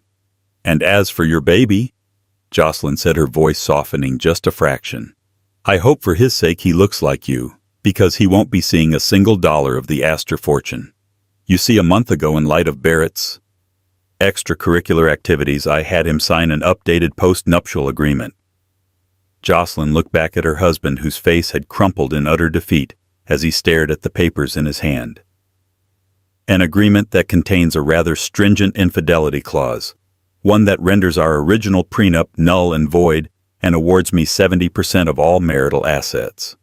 It also disinherits any and all issue conceived outside of our marriage. I believe your lawyer Marcus has a copy. I had Eleanor send it to him this morning. I do hope you read the fine print, darling." The helicopter, its pilot, finally getting a signal from the ground crew, chose that exact moment to act. A huge billowing cloud erupted from its underbelly, spreading across the sky. It wasn't pink, it wasn't blue. It was a brilliant, triumphant, and utterly unapologetic cloud of gold. The crowd gasped. It was a statement so bold, so audacious, it was breathtaking. Gold. The color of money. The color of victory. Her victory. Jocelyn leaned into the microphone one last time. "It seems there's been a change of plans," she said, her voice echoing across the lawn. "The gender of my baby is a private matter for my family. But today we are revealing something far more important. My independence." And with that she turned, took Eleanor's arm, and walked off the platform, leaving her husband financially and socially ruined, standing next to his pregnant mistress amidst the wreckage of the perfect life he thought he controlled. The show was over, and she had been the star. Her exit was not a retreat. It was a victory lap. As Jocelyn and Eleanor walked away from the platform, a path cleared for them as if by royal decree. The gawking, gossiping assembly of New York's elite parted their faces, a mixture of shock, admiration, and fear. She was no longer just Barrett Astor's pretty wife. She was a force of nature, a woman who had just publicly executed her own king. She could feel their reassessment of her in the shifting atmosphere. She had become legendary in the span of 5 minutes. Amelia rushed to her side, her face pale but her eyes shining with fierce pride. "Bella, my God," she breathed, grabbing Jocelyn's free hand. I have no words. That was biblical." "I told you the show was almost over," Jocelyn replied, a genuine smile finally touching her lips. It felt strange, like using a muscle that had atrophied. "Now comes the paperwork." Eleanor Vance, her stoic, brilliant lawyer, gave a thin, approving smile. "The paperwork is the best part, Jocelyn. It's the codification of his demise." They didn't flee the scene. That would have seemed weak. Instead, they moved with purpose towards the main house, the grand stone manor that had been her beautiful prison. From the corner of her eye, Jocelyn saw the aftermath on the lawn. Barrett stood as if petrified, the divorce papers dangling from his hand like a white flag of surrender. Chloe Jenkins had sunk to the manicured grass, her crimson dress pooling around her, her face buried in her hands. The public declaration she had hoped would be her triumph had made her a pariah. She had come to claim a king, only to find herself tied to a court jester in the middle of his own dethroning. Marcus Thorne had finally reached Barrett, his face a thunderous mask of fury and disbelief. Jocelyn could imagine their conversation. "How could you be so stupid, Barrett? How could you sign that post-nup?" The truth was, Barrett's arrogance had been her greatest weapon. The post-nup signing had been a work of art. She had presented it to him not as a weapon, but as an act of faith. It was 3 weeks after she confirmed Chloe's pregnancy. She had staged a romantic dinner, told him she'd been feeling insecure about their future, about the baby changing things. She'd cried beautifully and convincingly. "I know how powerful you are, Barrett," she'd whispered, her head on his chest. "I just want to feel safe. I want to know that no matter what, you'll always choose me, that you'll always choose our family." She'd framed the infidelity clause as a testament to his fidelity. "Let's sign this," she'd said, "to prove to the world and to ourselves that we are unbreakable." He had eaten it up. His ego, so vast and insatiable, saw it as the ultimate tribute, His loyal, loving wife was so devoted she wanted to legally bind them together against a hypothetical threat he was at that very moment embodying. He'd signed it without even letting Marcus review it properly, so eager was he to play the role of the magnanimous, trustworthy husband. He thought it was a love letter. It was a suicide note. As they entered the cool marble-floored foyer of the house, Jocelyn's personal staff was already moving with quiet efficiency. Her head of security, a former Mossad agent named David, met them at the door. He was on her payroll, not Barrett's. "Mrs. Astor," he said with a respectful nod, "your car is ready. Your bags are already in it. The security detail is in place." "Thank you, David," she said. "Mr. Astor will be detained here for a while. Please ensure he and his guest—" She let the word hang in the air. "Do not leave the premises until I have cleared the area. And please relieve him of his phone." David's lips twitched. "With pleasure, ma'am." Everything was moving according to the intricate timeline Eleanor and Jocelyn had mapped out over weeks of clandestine meetings in Eleanor's Midtown office. While Barrett thought his wife was at prenatal yoga or meeting with interior designers for the nursery, she was plotting his downfall with the precision of a military general. They had discovered so much more than just an affair. The forensic accountant she'd hired, a genius recluse who could find a hidden dollar in the Vatican's coffers, had uncovered a labyrinth of shell corporations and offshore accounts. Barrett wasn't just cheating on his wife. He was preparing to cheat her in a divorce, hiding assets in anticipation of a future split. He was planning to leave her with the scraps of his empire. The irony was poetic. The post-nup he had so foolishly signed now gave her claim to a significant portion of those very assets he had tried to hide. His attempts to defraud her would now bankrupt him. Upstairs in the master suite that overlooked the now chaotic party, two trusted housekeepers were packing the last of her things. Not the lavish gowns or the jewelry Barrett had bought her. Those were material possessions she could leave behind without a second thought. They were packing the things that mattered: photo albums of her own family, her grandfather's collection of first edition books, her law degree framed in simple black wood, the pieces of Jocelyn Wren that existed long before Jocelyn Astor was ever invented. Amelia sat on the edge of the vast canopied bed, looking around the opulent room. "So, this is it. You're just leaving." "This was never my home, Ames," Jocelyn said, running a hand over the smooth, cool wood of her jewelry box where she kept her grandmother's simple gold locket. "It was a stage. The play is over. It's time to strike the set." She opened the box, took out the locket, and fastened it around her neck. It felt warmer and more valuable than the mountain of Astor diamonds she was leaving behind. Eleanor cleared her throat from the doorway. "Jocelyn, the markets are closed now, but the moment they open Monday, we file the injunction. The news of this," she gestured vaguely towards the window, "will hit the financial press by morning. His company's stock will plummet. The board of directors, many of whom are down there, will be forced to call an emergency meeting.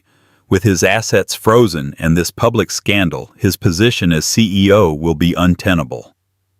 This was the final brutal checkmate. Jocelyn wasn't just divorcing him. She was professionally and financially castrating him. His power was derived from his reputation and his wealth. By sunset, his reputation was in ashes. By Monday morning, his wealth would be paralyzed. A commotion from downstairs drew their attention. Muffled, enraged shouting. It was Barrett's voice. "He's realized he can't call his brokers," Eleanor said with grim satisfaction. "David is efficient." Jocelyn felt a strange sense of detachment. The man screaming downstairs was a stranger to her now. Her love for him had died a slow, painful death over the last few months, and its final breath had been exhaled the moment she saw the proof of Chloe's pregnancy. All that was left was the cold, hard resolve to protect herself and her child. "There's one last thing," Jocelyn said, turning to Eleanor. From her handbag, she pulled out a plain white envelope. It wasn't a legal document. It was personal. "Could you see that Miss Jenkins gets this?" she asked. "Discreetly, after we've gone." Eleanor took the envelope, her curiosity piqued. "May I ask what it is?" "It's a copy of a report," Jocelyn said, "and a recommendation." Inside the envelope was a printout of Mr. Harding's file on Barrett's other indiscretions. Chloe wasn't the first. She wasn't even the second or third. She was just the latest in a long line of young, impressionable women he had wooed with the same promises, the same lies, the same rented apartments. The report included details of 2 other overlapping affairs, one with a yoga instructor and another with the wife of one of his business partners. Also inside was the card of a top-tier palimony lawyer and a handwritten note from Jocelyn. "Chloe," it read, "he was never going to leave me for you. He was never going to leave me for anyone.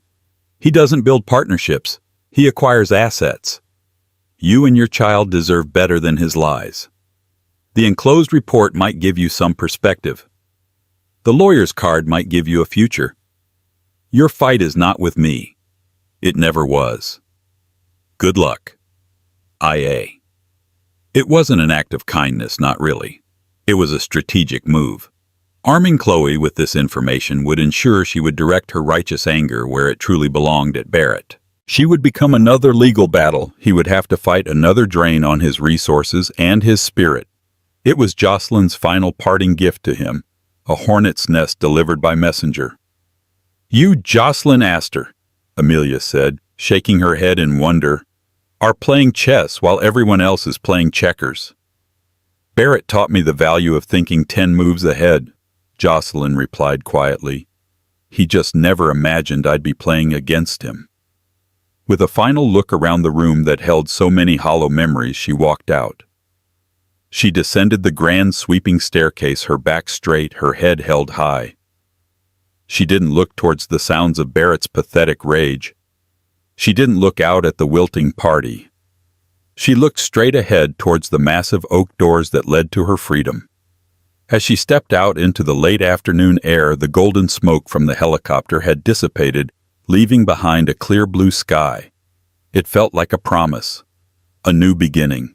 The gilded cage was behind her, its bars broken, its master roaring in his self-made prison. She got into the back of the waiting black sedan. The engine purred to life, and the car pulled smoothly down the long gravel driveway, leaving the Astor estate and all its drama in the rearview mirror.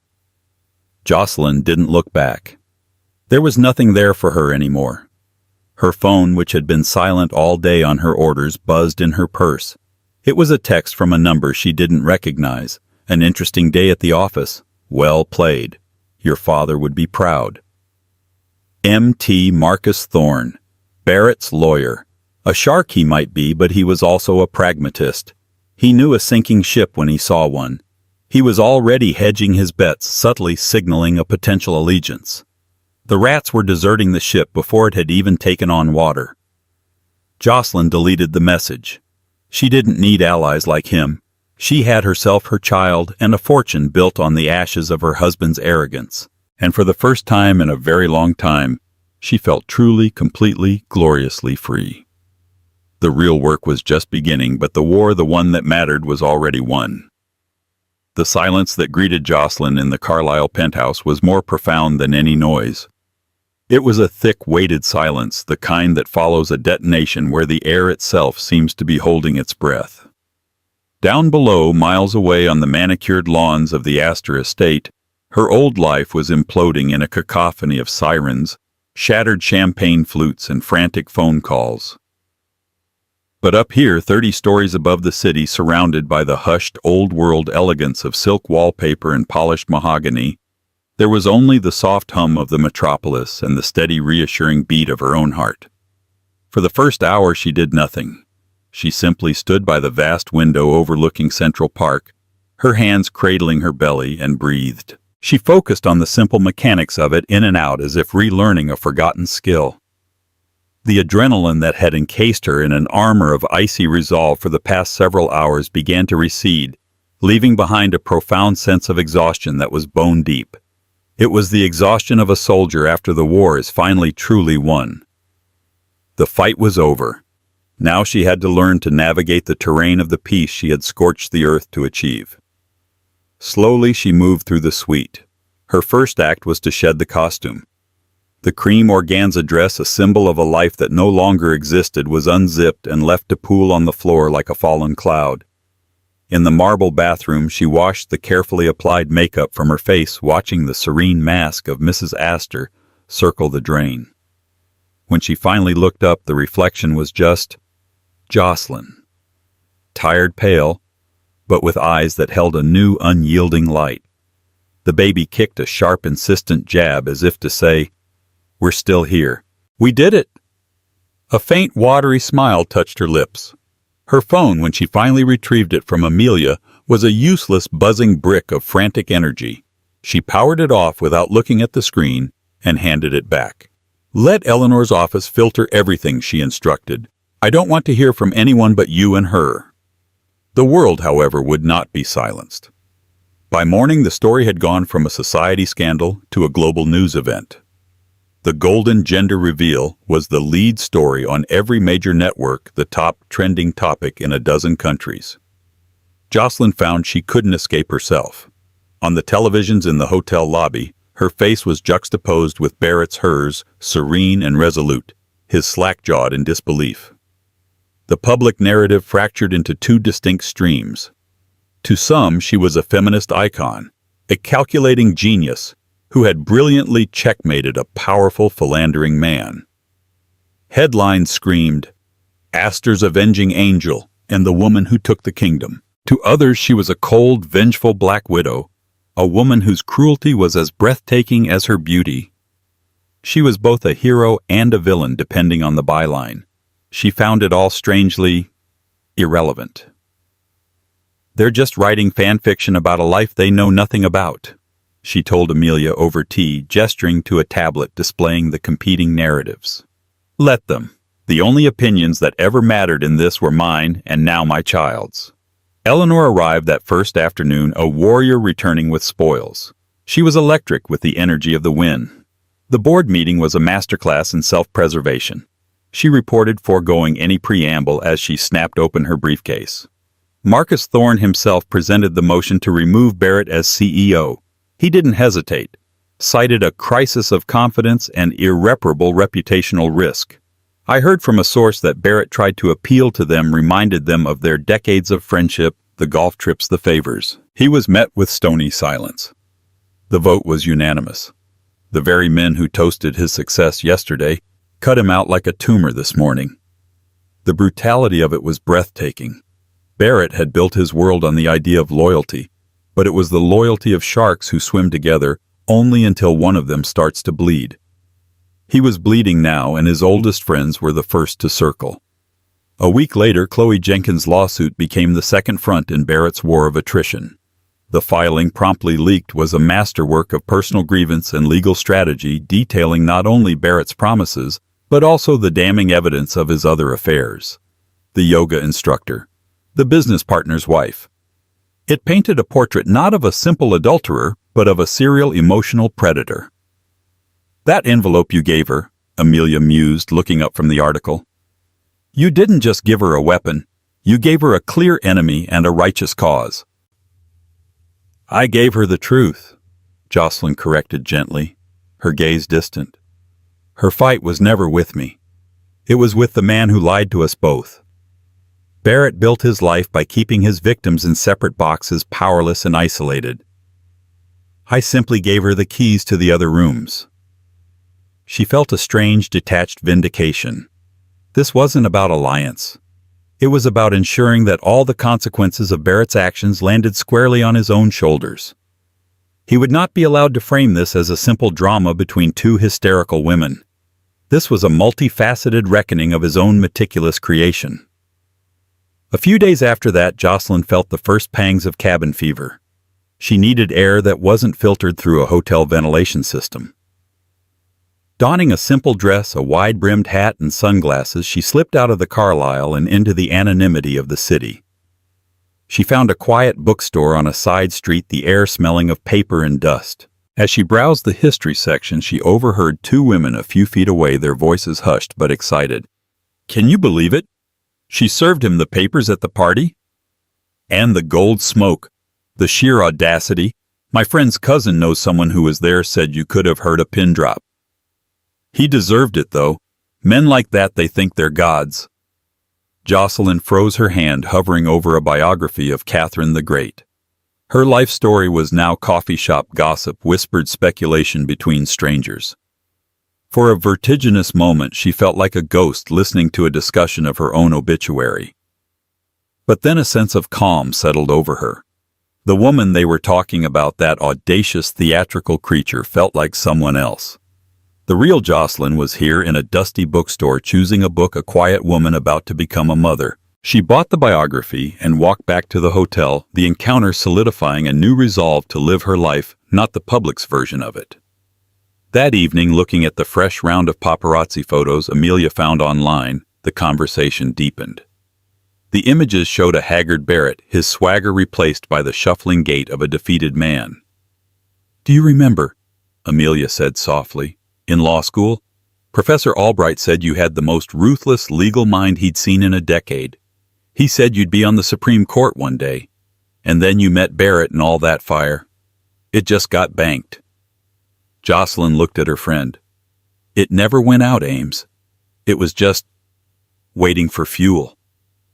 "Well, he certainly gave you that," Amelia said with a wry smile. "Welcome back, Bella." The final act came on a crisp autumn afternoon, nearly 3 months after the party. Jocelyn was in the suite now, feeling more like a home, sketching out the charter for her new foundation when Eleanor called. The usual professional crispness in her lawyer's voice was underlaid with a current of pure, unadulterated triumph. "Jocelyn, the final audit is complete," she began. "The forensic team has been through everything with a fine-toothed comb. The offshore accounts in Nevis, the shell corporations registered in Delaware, the art he'd gifted to a holding company. We found it all. He was greedier and more reckless than we could have ever hoped." Jocelyn sat down heavily in an armchair, her hand resting on her stomach, the baby kicking gently as if sensing the gravity of the moment. "What's the bottom line, Eleanor?" There was a significant pause, the sound of a single important page being turned.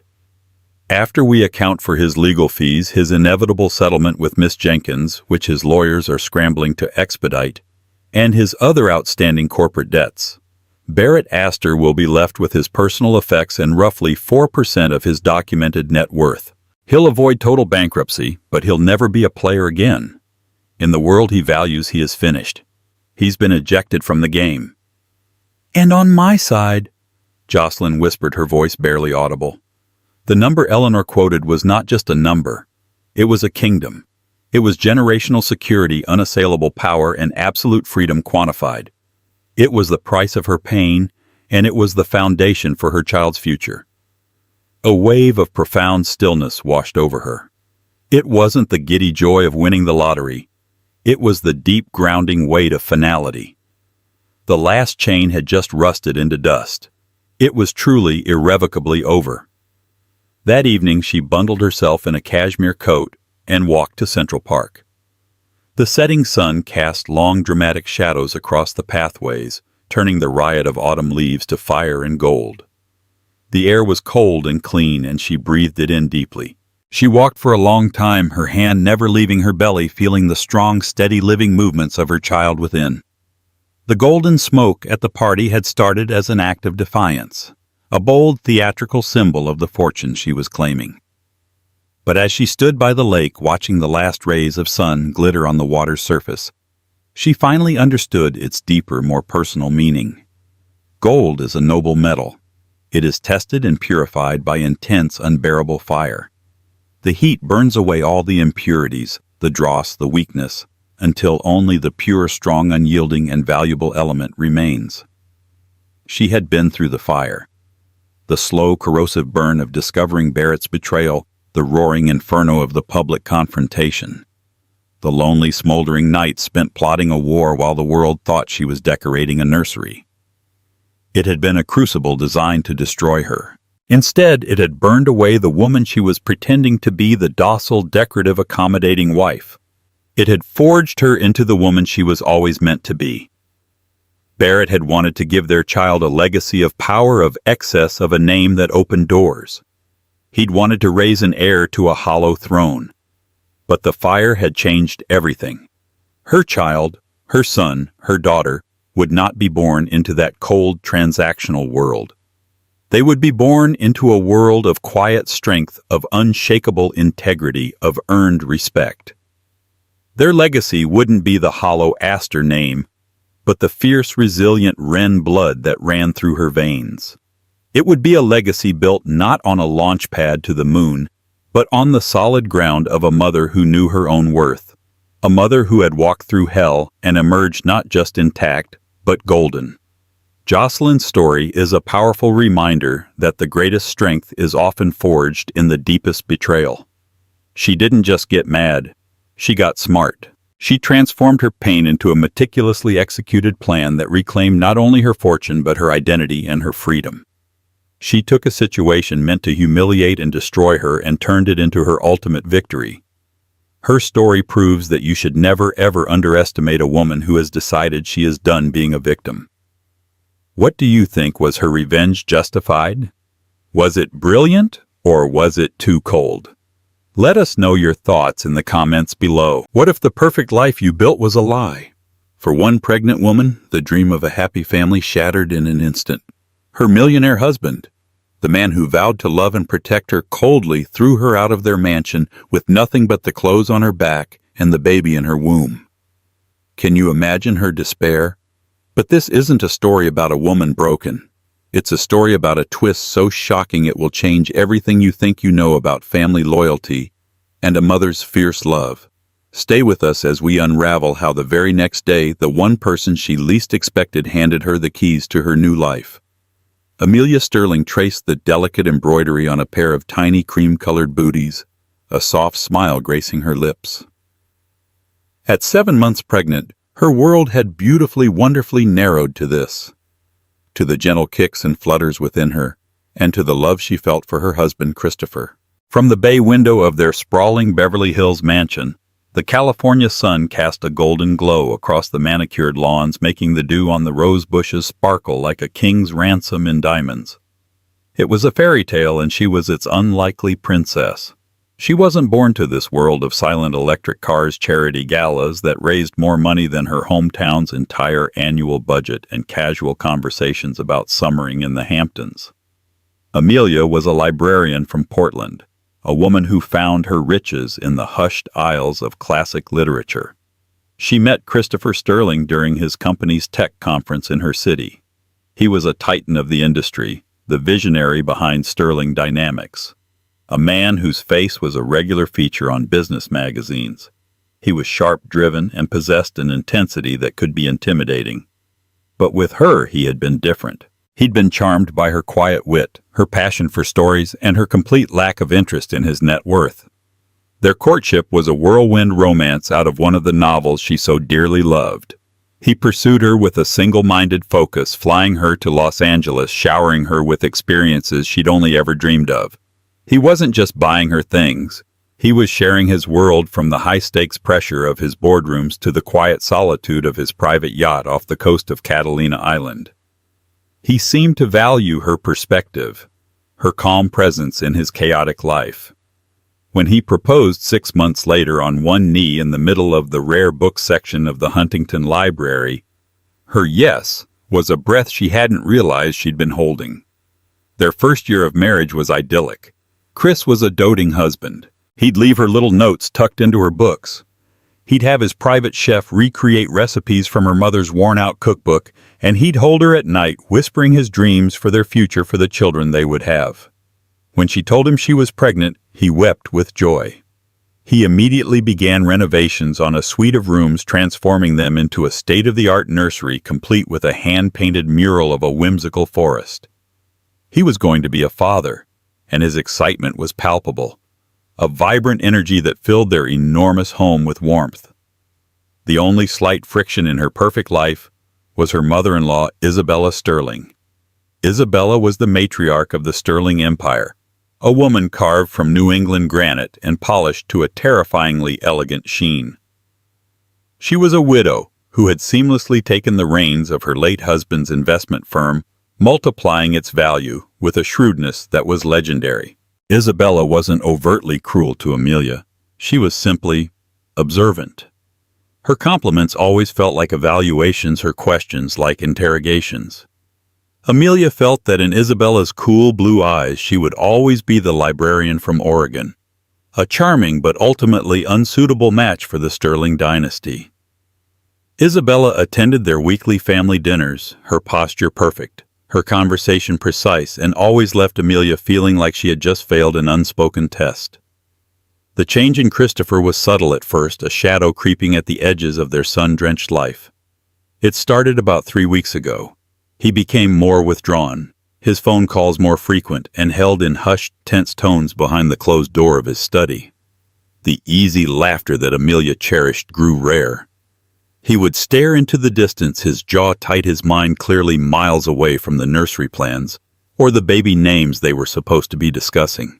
When she tried to ask what was wrong, he would just shake his head, force a smile, and brush it off. "Just pressure at work, sweetheart," he'd say, his voice lacking its usual warmth. "A big acquisition, nothing for you and the little one to worry about." But Amelia knew it was more than that. She saw the way he checked the security monitors more often, the way he'd started varying his routes to and from the office. A knot of anxiety began to tighten in her chest, a premonition that something was terribly wrong. Tonight, the silence in the house was heavier than usual. Chris had been home for 2 hours but had barely said a word. He'd picked at the magnificent dinner the chef had prepared and now stood by the grand fireplace swirling a glass of amber liquid, his back to her. The fire crackled, the sound unnaturally loud in the tense atmosphere. "Chris," Amelia began, her voice soft, trying to bridge the chasm that had opened between them. She stood up, her hand instinctively going to her swollen belly, a gesture of both protection and reassurance. "Talk to me, please. Whatever this is, we can face it together. That's what we promised." He didn't turn around. "Together." He repeated the word hollow, devoid of any meaning. He took a long swallow of his drink. "Yes, together. You, me, and our baby." She took a step closer. "I love you. Let me help you." Finally, he turned. The look on his face struck her with the force of a physical blow. The warmth, the love, the adoration she had built her life upon was gone. In its place was a chilling emptiness, a coldness so profound it made her shiver. His eyes, the same eyes that had once looked at her as if she were the center of his universe, now looked at her as if she were a stranger, a nuisance. "That's the problem, Amelia," he said, his voice flat and cruel. "The baby. This whole situation." Amelia's heart began to pound, a frantic, painful rhythm against her ribs. "What are you talking about? What situation?" "This," he said, gesturing vaguely around the opulent room, a gesture that seemed to encompass her, her pregnancy, their entire life together. "This isn't working for me anymore. I'm not happy." The words didn't make sense. It was like he was speaking a foreign language. "Not happy. Chris, just yesterday, you were talking about teaching our son to sail. We were happy. What has changed?" Her voice trembled, a desperate plea for an explanation for the man she knew to return. He walked over to the bar and refilled his glass, his movements deliberate, unnervingly calm. "People change, Amelia. Feelings change. The reality of this. It's not what I want. I made a mistake."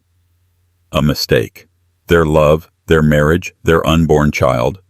A mistake. The floor seemed to tilt beneath her feet. "A mistake," she whispered the word, a shard of glass in her throat. "How can you say that?" "It's easy," he said, turning to face her fully, his expression a mask of indifference. "I want you to leave." The breath left her body in a whoosh, as if she'd been punched in the stomach. "Leave? What? What do you mean, leave? Go where, Chris? I'm 7 months pregnant with your child. I'm aware of your condition." He said the clinical phrase, a fresh stab to her heart. "I'll have my lawyers arrange a settlement. You'll be well taken care of financially. You can go back to Portland, find a nice apartment. You and the baby will have everything you need. Except for me." Tears were now streaming down Amelia's face, hot, and blurring the monstrous image of her husband standing before her. This couldn't be real. It was a nightmare, a horrible waking nightmare. "I don't want your money, Chris. I want you. I want our family." "Well, you can't have it." He snapped, his voice finally rising, laced with a venom she had never heard before. "I want you out of this house. Tonight." "Tonight?" Her voice cracked on the word. "You can't be serious. Where am I supposed to go? It's dark. I have nothing."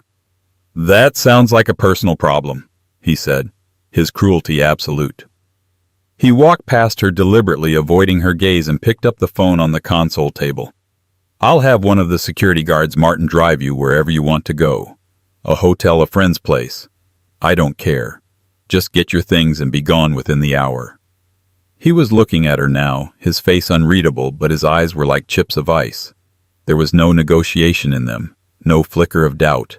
It was a verdict, an execution. "Chris, why?" She begged, her entire being consumed by a pain so vast she could barely stand. "Please just tell me why. What did I do?" He looked away toward the cold, dark windows. "You didn't do anything," he said, his voice dropping to a low, almost guttural tone. "This is just how it has to be. Now go pack." He turned and walked out of the room, his footsteps echoing on the marble floor, each one a hammer blow to her shattering heart. Amelia stood frozen, the silent tears tracking paths down her cheeks, her hand protectively cradling the life inside her. The life her husband, the man she loved more than anything, had just discarded as a mistake. The fairy tale was over. The gilded cage had been flung open, and she was being cast out into the cold, unforgiving night. The hour Christopher gave her was both an eternity and a blink of an eye. Numbly, Amelia moved through the dreamlike corridors of the mansion, the place she had called home, now feeling as alien and hostile as a foreign country. She walked past the nursery, its door slightly ajar. The soft moonlight illuminated the edge of the whimsical forest mural, a prancing fawn just visible. A sob caught in her throat, so violent it felt like it would tear her apart. She quickly shut the door, unable to bear the sight of the future that had been stolen from her. In their master suite, his master suite. Now she pulled out a single suitcase. What does one pack for the end of their world? She mechanically folded a few maternity dresses, her hands trembling so badly she could barely grasp the fabric. She packed her toiletries, a book she'd been reading, and the small worn photo album of her and Chris from their first year together. In the pictures, they were radiant, their smiles genuine, their eyes full of a future that now lay in ruins.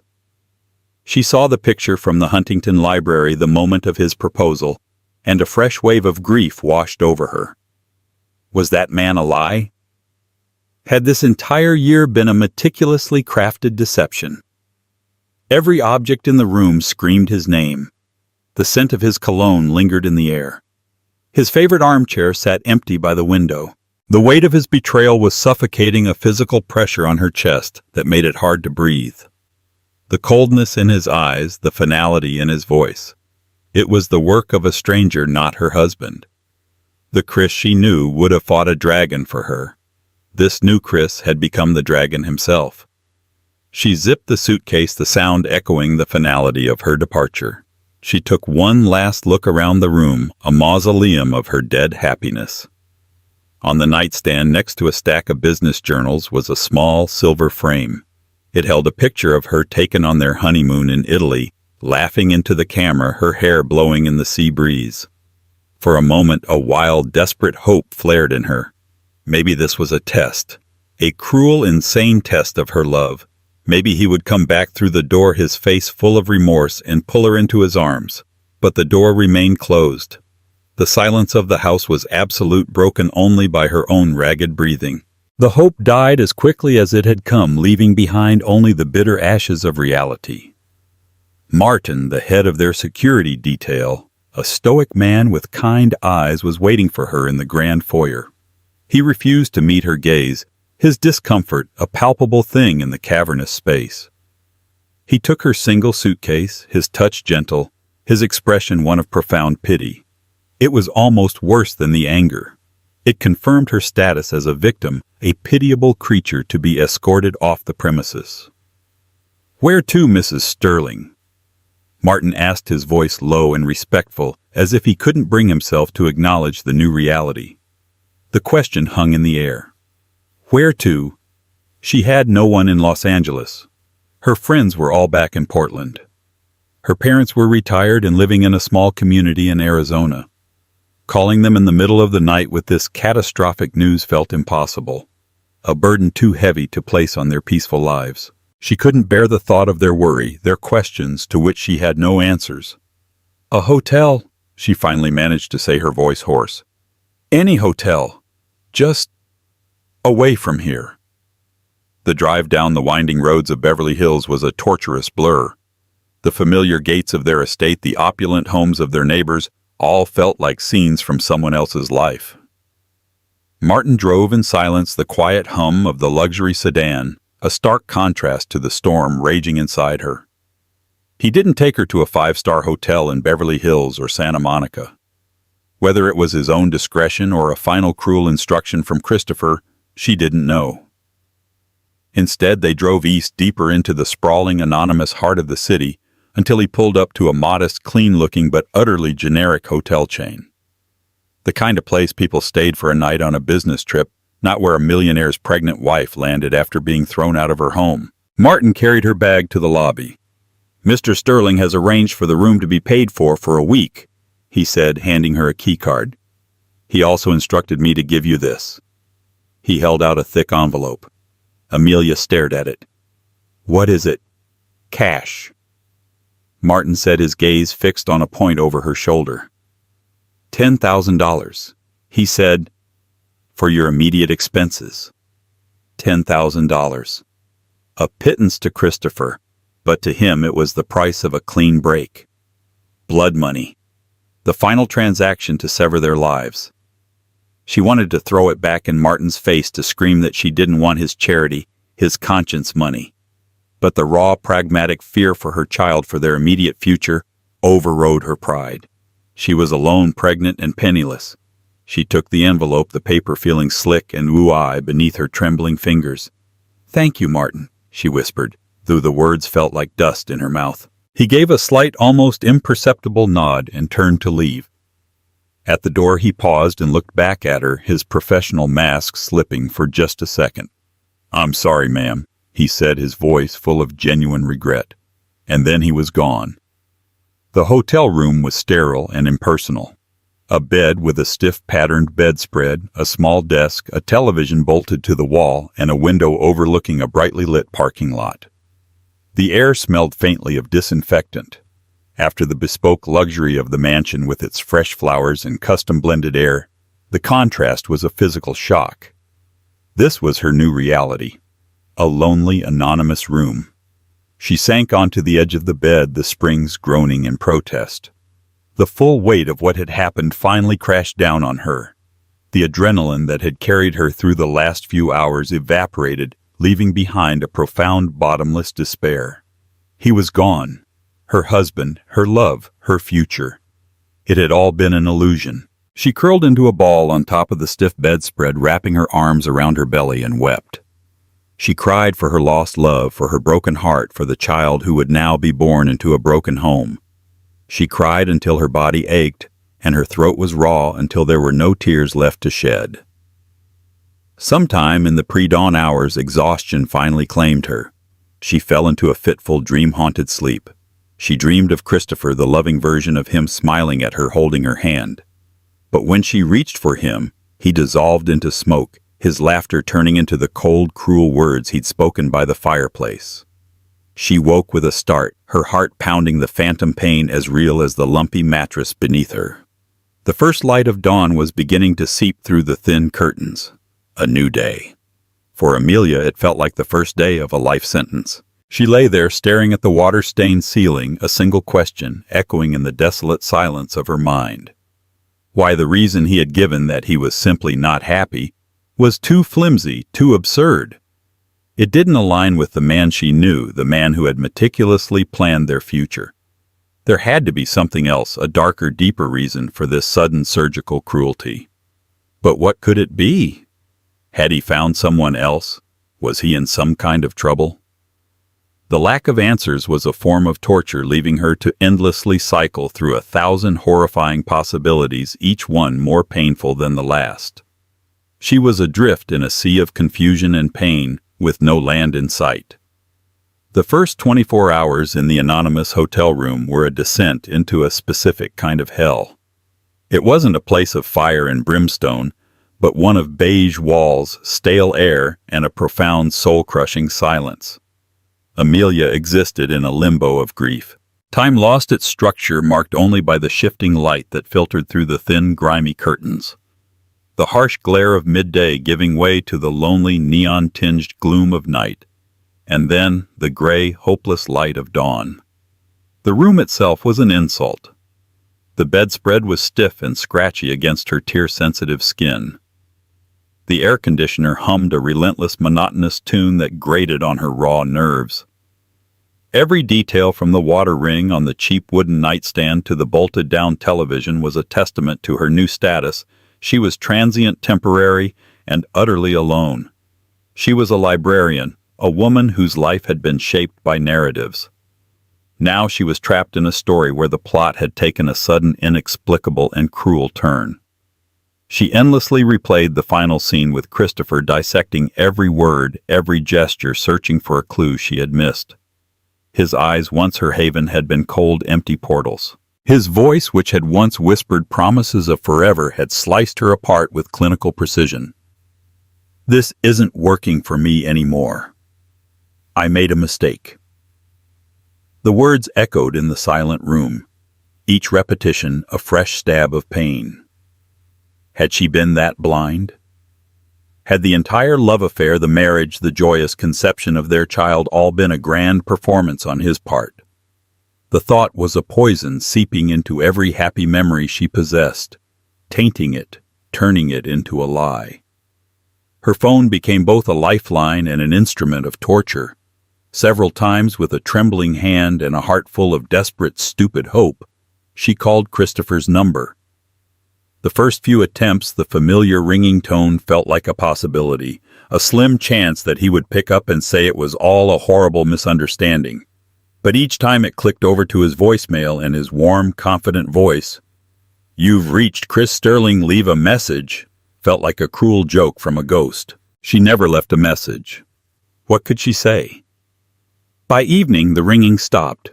Her calls went directly to the recorded, impersonal voice of the service provider. He had blocked her. The finality of that act was absolute. He hadn't just closed the door. He had bricked it up from his side, ensuring she could never reach him again. The realization brought on a fresh wave of weeping, a storm of grief so violent she had to curl into a ball on the lumpy bed, clutching her belly as if to shield her child from the tidal wave of her own despair. But as the second day dawned, something began to shift. Amidst the depths of her sorrow, she felt a familiar flutter from within. A tiny, insistent kick against her side. It was a message from another world, a reminder of the life that was depending on her, a life that knew nothing of betrayal or heartbreak. It only knew her. In that moment, a flicker of a different emotion ignited through the fog of her grief-anger. Not the helpless, weeping anger of a victim, but the fierce, protective fury of a mother. She would not let her child be born into this pit of despair. She would not let Christopher's cruelty define their future. She was more than just his discarded wife. She was Amelia, and she was a mother. The tears stopped. She pushed herself off the bed, her movements stiff but purposeful. She went into the bathroom, splashed cold water on her swollen face, and looked at her reflection. The woman staring back was a wreck, but behind the puffy eyes there was a glint of steel she hadn't seen before. A plan began to form, hazy at first, but a plan nonetheless. Portland. She would go back. She would use the blood money Chris had given her to find a small apartment, get a job, and build a life, a safe and loving life for her and her baby. It would be hard and it would be lonely, but it would be hers. She was just mentally composing a text to a realtor friend back home when a knock sounded on the hotel room door. It wasn't the timid tap of housekeeping. It was sharp, decisive, and authoritative. Instantly, the carefully constructed wall of her resolve crumbled, and that wild, foolish hope surged back with dizzying force. Chris. It had to be. He'd had time to think. The anger had worn off, and he'd realized the insanity of what he'd done. He had tracked her down. He had come to apologize, to beg for forgiveness, to take them home. Her heart hammering against her ribs, she rushed to the door, her hands fumbling with the chain lock and the deadbolt. She pulled it open, her face already softening, her lips forming his name, ready to collapse into the embrace she so desperately craved. But the figure standing in the drab, poorly lit hallway was not her husband. It was Isabella Sterling. She was an apparition from another universe, dressed in a flawlessly tailored charcoal gray suit that probably cost more than Amelia's entire wardrobe. Her silver hair coiled into a perfect chignon, a diamond brooch glittering like a shard of ice on her lapel. She looked completely, utterly out of place, a creature of immense power and wealth surveying a scene of squalor. Her cool, appraising eyes swept over Amelia's tear-ravaged face, her simple maternity dress, and the depressing room behind her, and her lips thinned in an expression of profound disapproval. Amelia felt the blood drain from her face. The hope vanished, replaced by a cold, stomach-churning dread. This was the final act of her humiliation.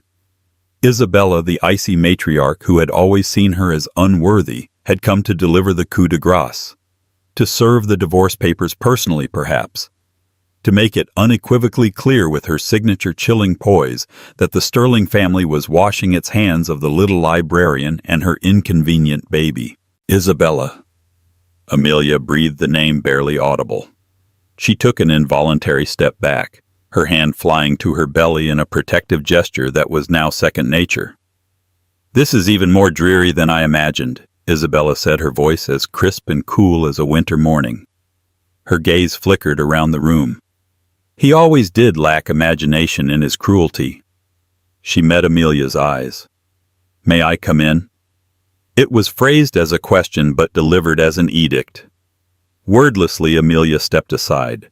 Isabella swept into the room, bringing with her the faint, expensive scent of Chanel No. 5, a fragrance that instantly overpowered the room's cheap disinfectant smell.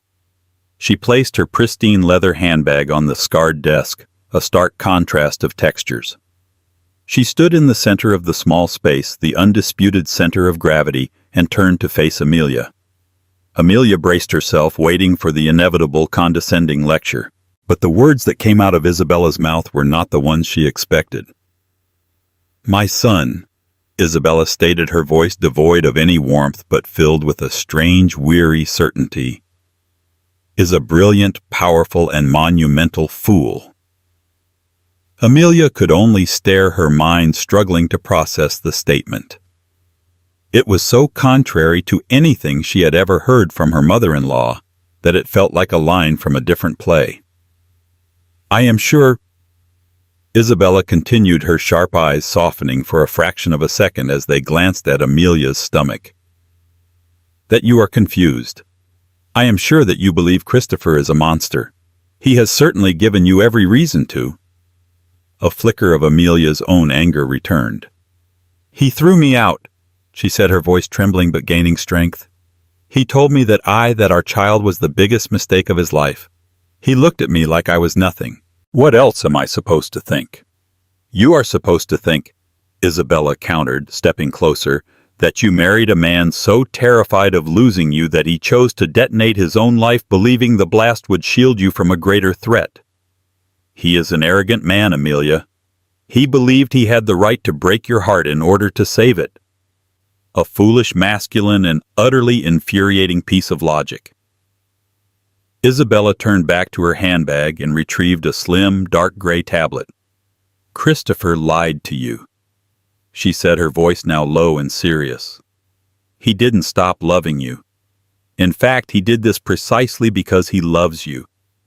He did this because he is being hunted, and he believes that by cutting you loose, the hunter will no longer see you as bait." Her head swimming, Amelia sank onto the edge of the lumpy bed. Hunted, What are you talking about? A threat. A ghost from his past, Isabella said grimly. She unlocked the tablet. Do you recall the name Damien Thornfield? The name sent a faint chill down Amelia's spine. She remembered it from a passing conversation years ago. The man from that hostile takeover, the one who went to prison. The very same, Isabella confirmed. Thornfield was not just a business rival. He was a sociopath who wore a CEO's suit. Christopher didn't just outmaneuver him. He exposed him for fraud, blackmail, and extortion that went far beyond the boardroom. Christopher was the primary witness who ensured he was locked away.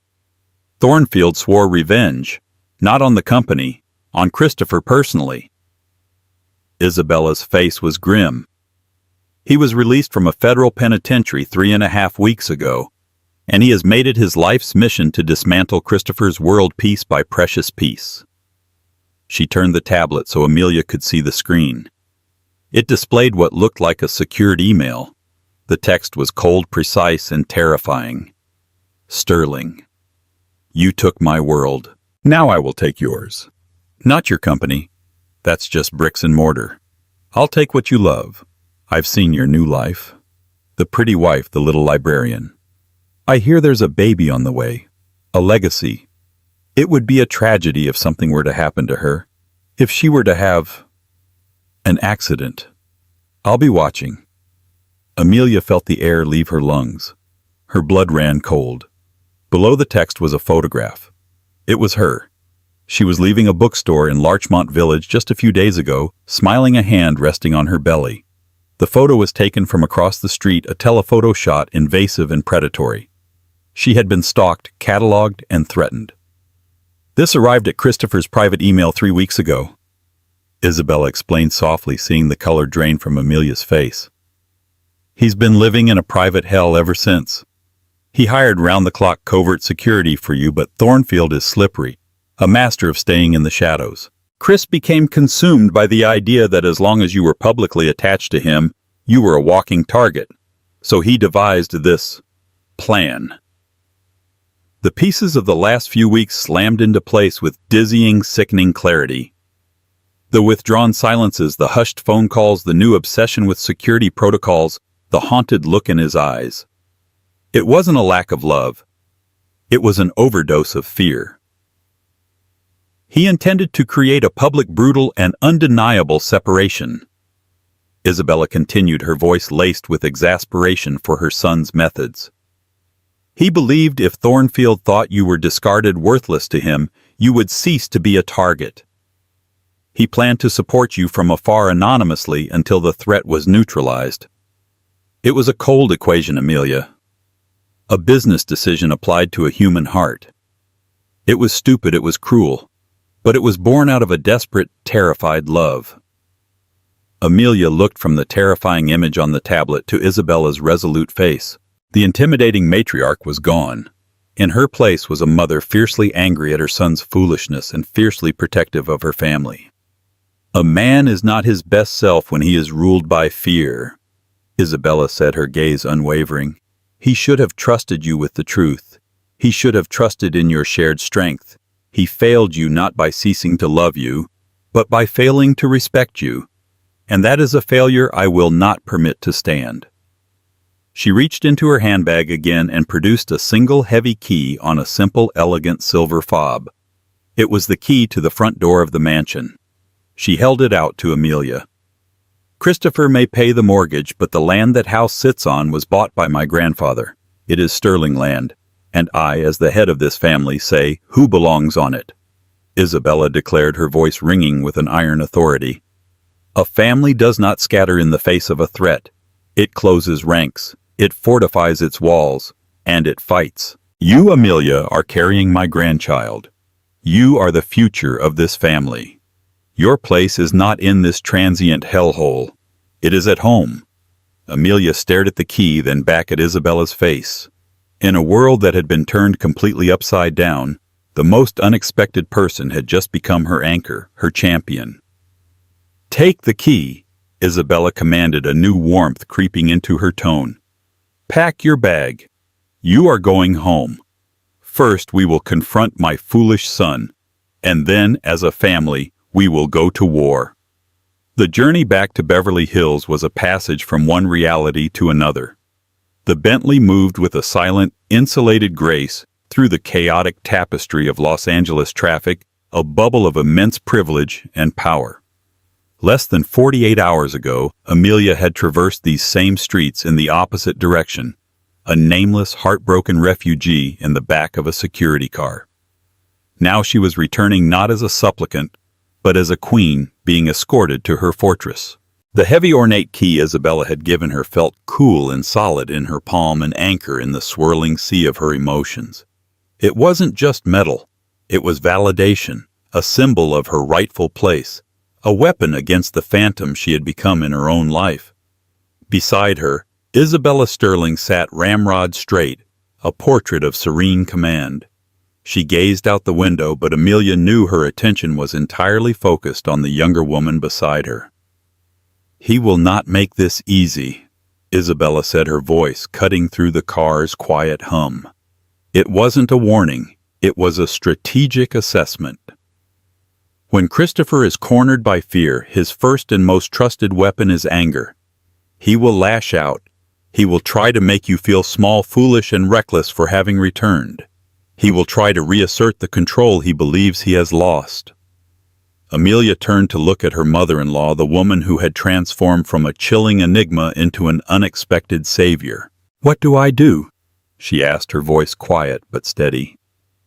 "You do not engage his anger with anger of your own," Isabella advised, finally turning her piercing blue eyes on Amelia. "And you do not meet it with tears, at least not at first. He will see both as weakness, as predictable female hysterics. He is a man of logic, Amelia. He has built an entire fortress of misguided logic around this decision. You must dismantle it brick by brick with the one thing his logic cannot defend against: the emotional truth of the damage he has caused." Isabella paused, letting the weight of her words settle. Remind him of his own words. Remind him of the pain. Do not allow him to hide behind the noble excuse of protection. Make him see the face of the man he became in that living room. He is terrified of Damien Thornfield, yes, but he should be more terrified of becoming a man who could so surgically destroy the woman he loves. That is the only thing that will reach him.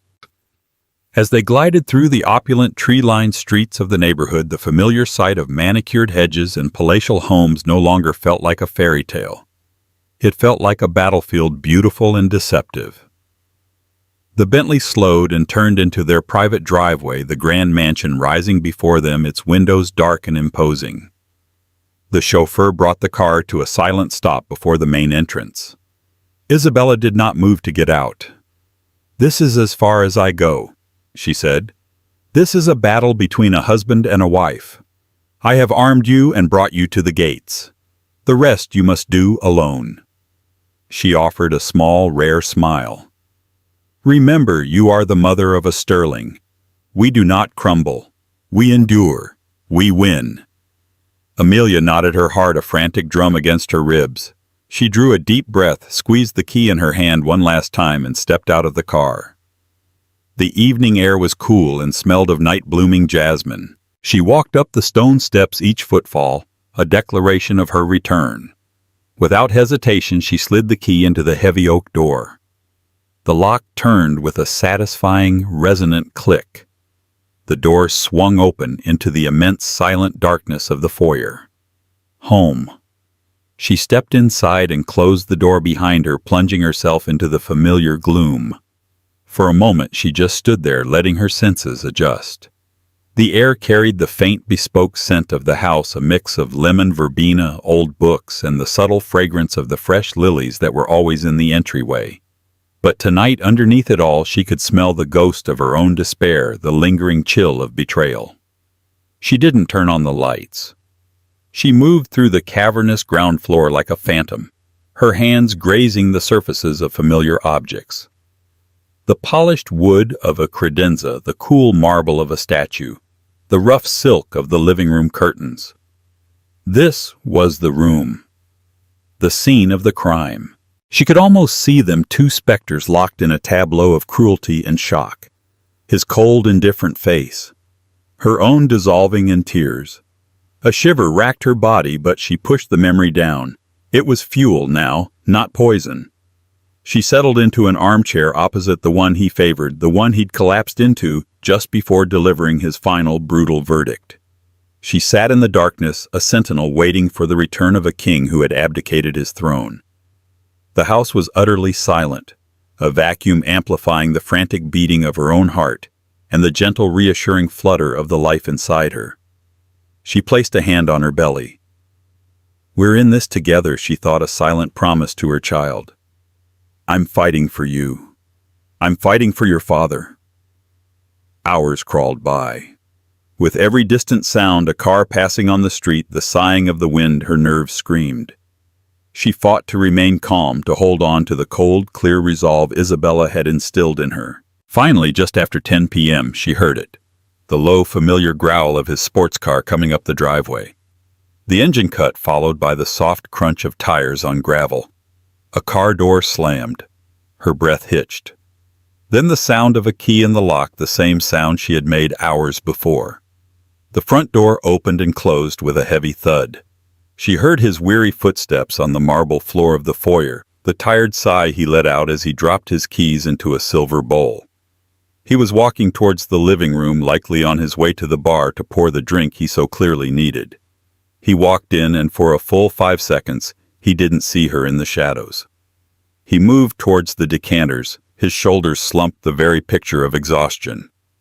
Then a flicker of movement, perhaps her own involuntary breath, made him freeze. He turned his head slowly, and his eyes found her. Christopher Sterling stopped dead, his body going rigid.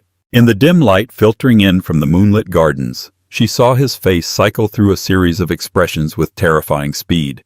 First, utter slack-jawed disbelief, as if his mind refused to process what his eyes were seeing. Second, a flash of wild, impossible hope, so raw and vulnerable it almost broke her heart. And third, as his brain caught up, that hope was violently extinguished and replaced by sheer, undiluted panic, which quickly hardened into a mask of cold, protective fury. "What in God's name are you doing here?" He snarled, his voice a low, dangerous growl that was meant to intimidate, to dominate. "How did you get in? Was it Martin? I swear to God, I'll have him fired and blacklisted so fast he'll never work in this town again." Amelia remained seated, her stillness a stark contrast to his explosive energy. She let his threats hang in the air and die. "Leave Martin alone," she said, her voice shockingly calm and clear in the tense silence. "He had nothing to do with it." "Then who?" he demanded, taking a menacing step forward. "Who let you in here? You're not supposed to be here. It's not safe." "Your mother gave me a key," Amelia stated simply, letting the words land. "And she gave me the truth, Christopher. The whole truth." The name Damien Thornfield was an unspoken thunderclap in the room. His anger, so potent a moment before, seemed to stutter. The momentum went out of him, and he stared at her, his face a maelstrom of conflicting emotions.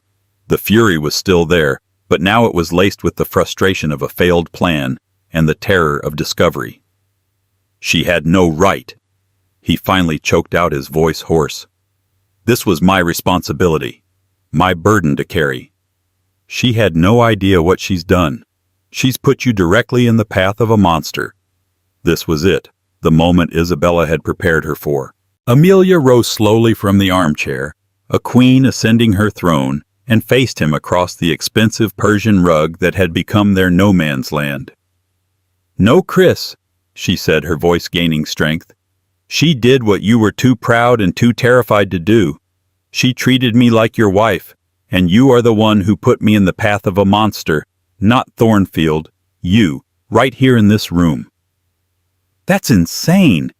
He shot back, his hands clenched into fists at his sides. "Everything I did, every horrible word, it was all to save you. To get you out of the line of fire, I was trying to protect you." "Protect me?" Her laugh was a sharp, brittle sound devoid of humor. "Don't you dare use that word. You didn't protect me. You eviscerated me. You took a scalpel to my heart and carved out every bit of happiness and security I had. Do you have any idea what the last 2 days have been like? Do you?" She took a step toward him, her eyes blazing.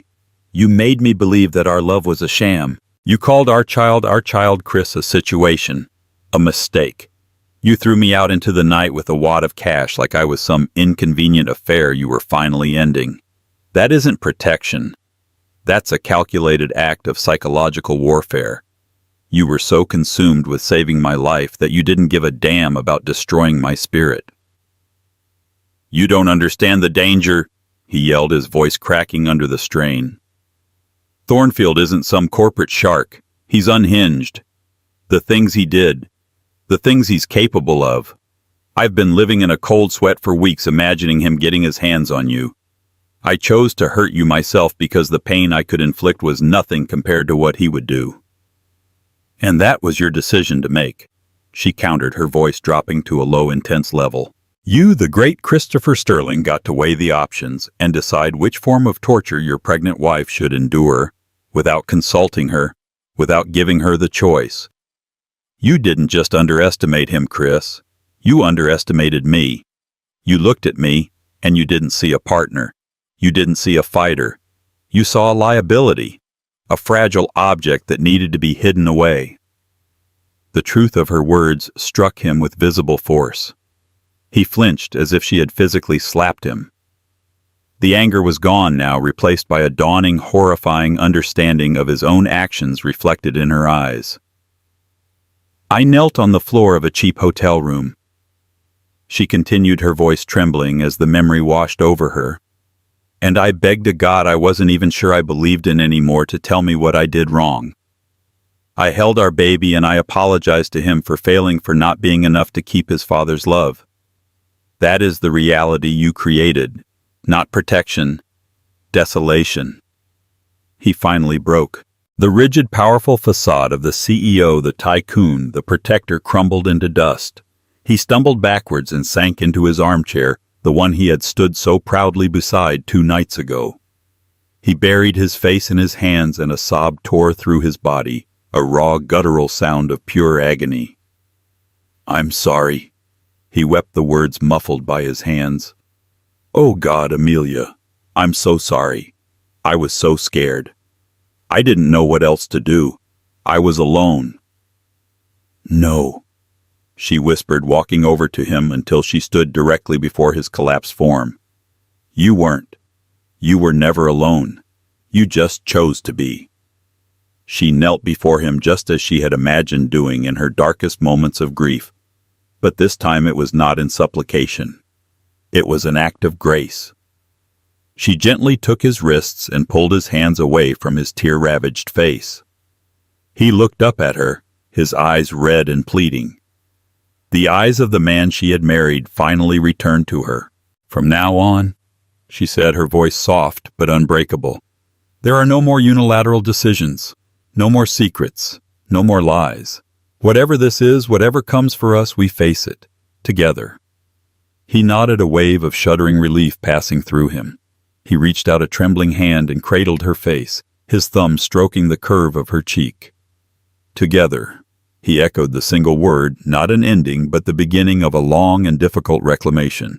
The wound between them was deep and festering. The threat outside their walls was still very real.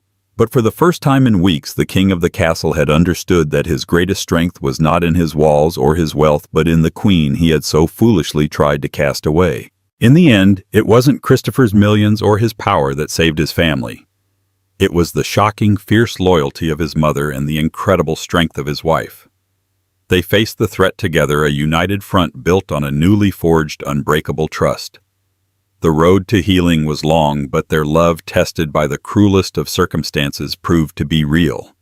This story shows us that sometimes the greatest acts of love can be terribly misguided, and true strength isn't found in facing our fears alone, but in having the courage to trust the people who stand beside us. What did you think of Christopher's drastic plan? Was he right to try and protect his family that way, or was his cruelty unforgivable? Let us know your thoughts in the comments below.